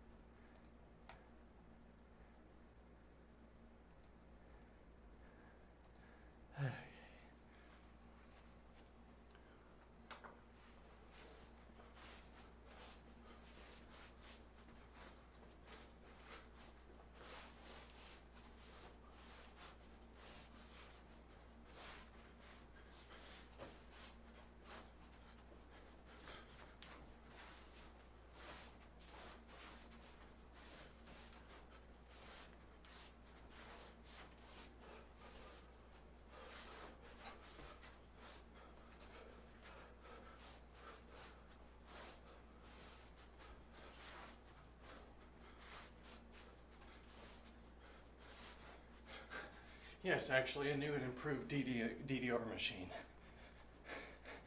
You have handlebars in all 4 directions, and you have screens in all 4 directions.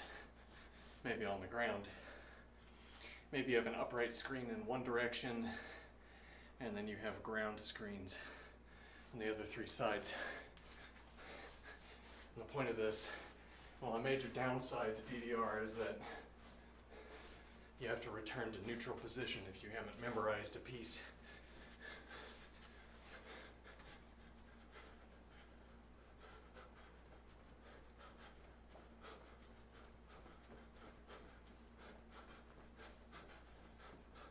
You have to return to neutral position so you can look at the screen.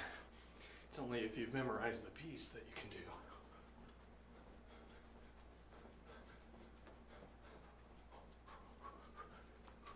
Uh-oh, I fell over.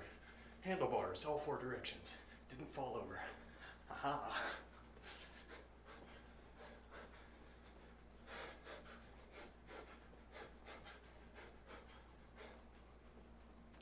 You need that, except it's virtual and it follows you around. Oh, you have you have a treadmill machine. It tracks your footfalls. It figures out which direction you're trying to go, and it gives you exactly the kind of treadmill you'd have to have under your foot so that when you apply your foot, it doesn't move you. You get the sense of moving, but you don't actually move.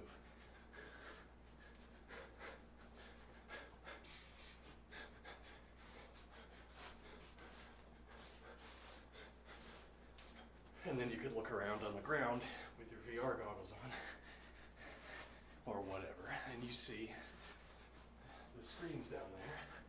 And then you could just do whatever you wanted, and the ground is always going to be beneath you. Worst case scenario, there are 4 handlebars.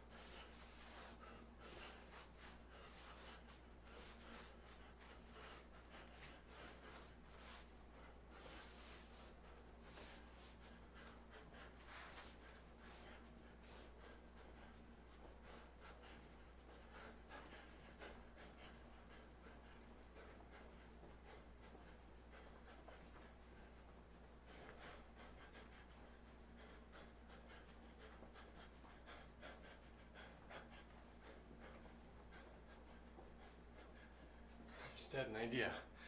Okay, so you have this sort of platform, okay? It has 2 wheels. Actually, I don't know, it has some system of wheels, okay? Now, and there's a sphere, a ball, in the center of the platform. Now, if I have a light touch on the ball, I can rotate the ball. If I have a heavy touch on the ball, it pushes the ball into the ground. Then I can't rotate the ball anymore because it's locked into the ground. And instead, when I rotate the ball, I'm turning the wheels. So I imagine, though I'm not practiced on kinematics.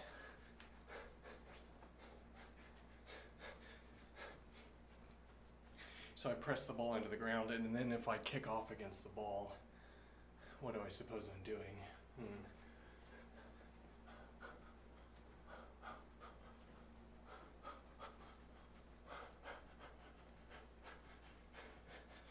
Turning the wheels, apparently, was the idea. Like the ball presses into an axle, and then it locks into position, and if you push on the ball, it rolls the wheels. Whereas if you don't have the pressure, it springs up, and you can rotate it. And then the point would be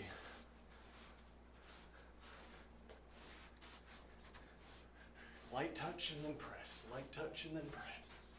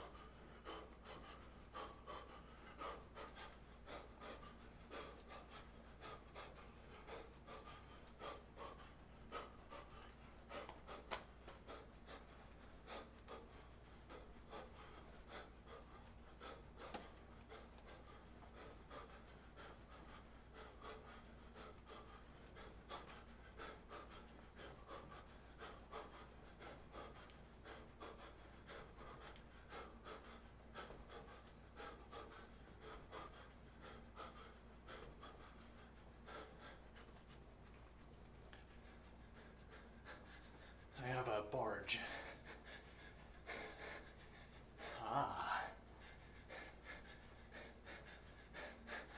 There's a ball in the middle, and I lightly tap off of it, and it doesn't dip the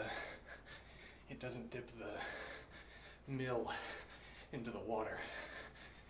The water mill into the water. All right. So the scoops on the side are rotating on the wheels, and now I press in hard, which dips the mill into the water. Okay? And now I keep pressing forward. And we're hoping the barge starts to propel in the correct direction. And then we have this sort of log stepping effect leveraged to power a little barge. Do this instead of rowing with your upper body, for instance.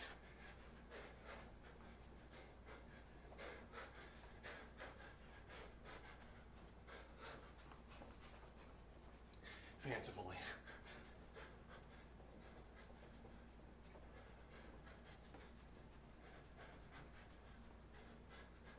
You could keep an internal flywheel energized that only feeds out a limited amount of energy into the mills at a time,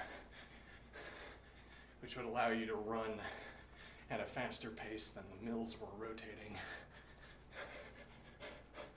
And you could build up energy into the flywheel and release it according to a gearing system, I suppose. Only release as much energy into the mill as is good for your running, so you can maintain a good pattern in your feet.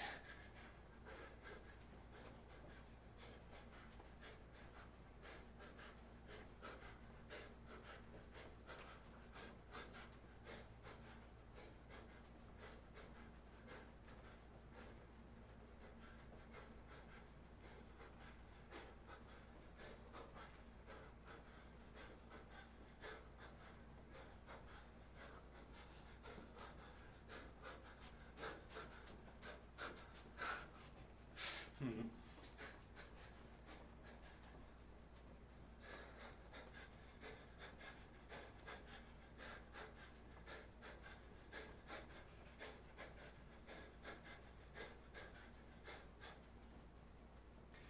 Maybe useful as a barge idea for like a ferry for one person. Or for a limited group of people. I guess you could increase the width of this sort of contraption. Though, the more people you let onto this flywheel operation, the more likely someone's going to get jettisoned into the water.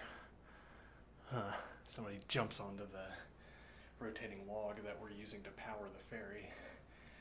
Off they go.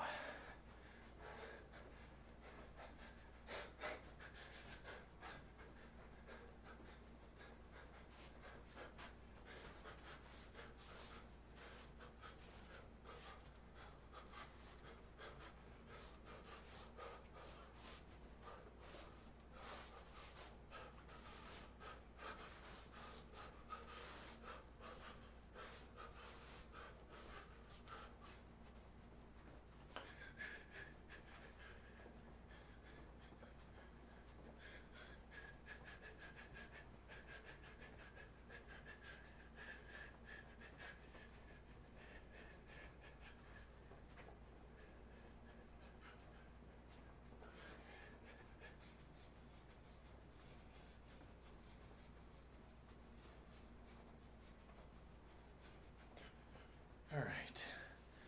What time is it? Yay.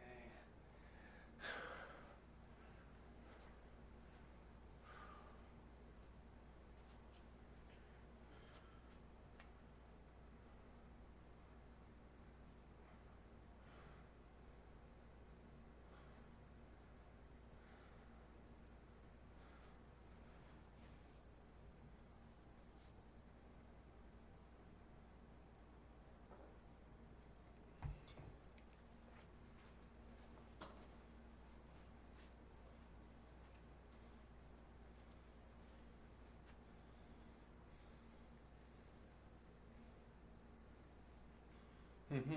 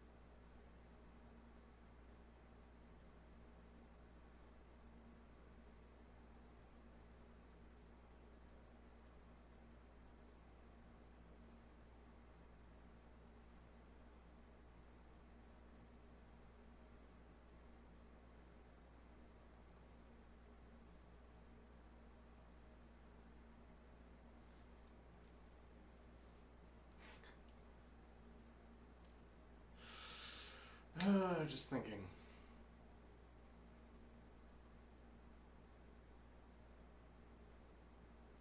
What a joy to sit in the dark. Could do this all day.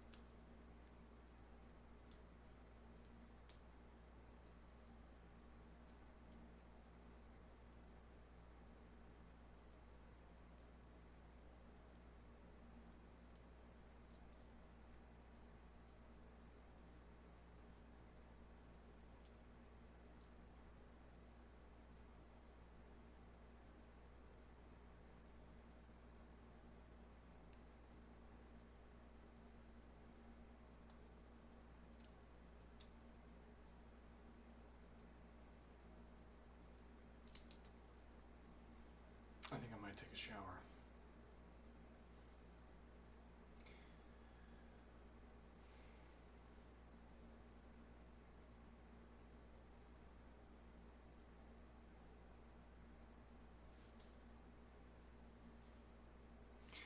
Okay.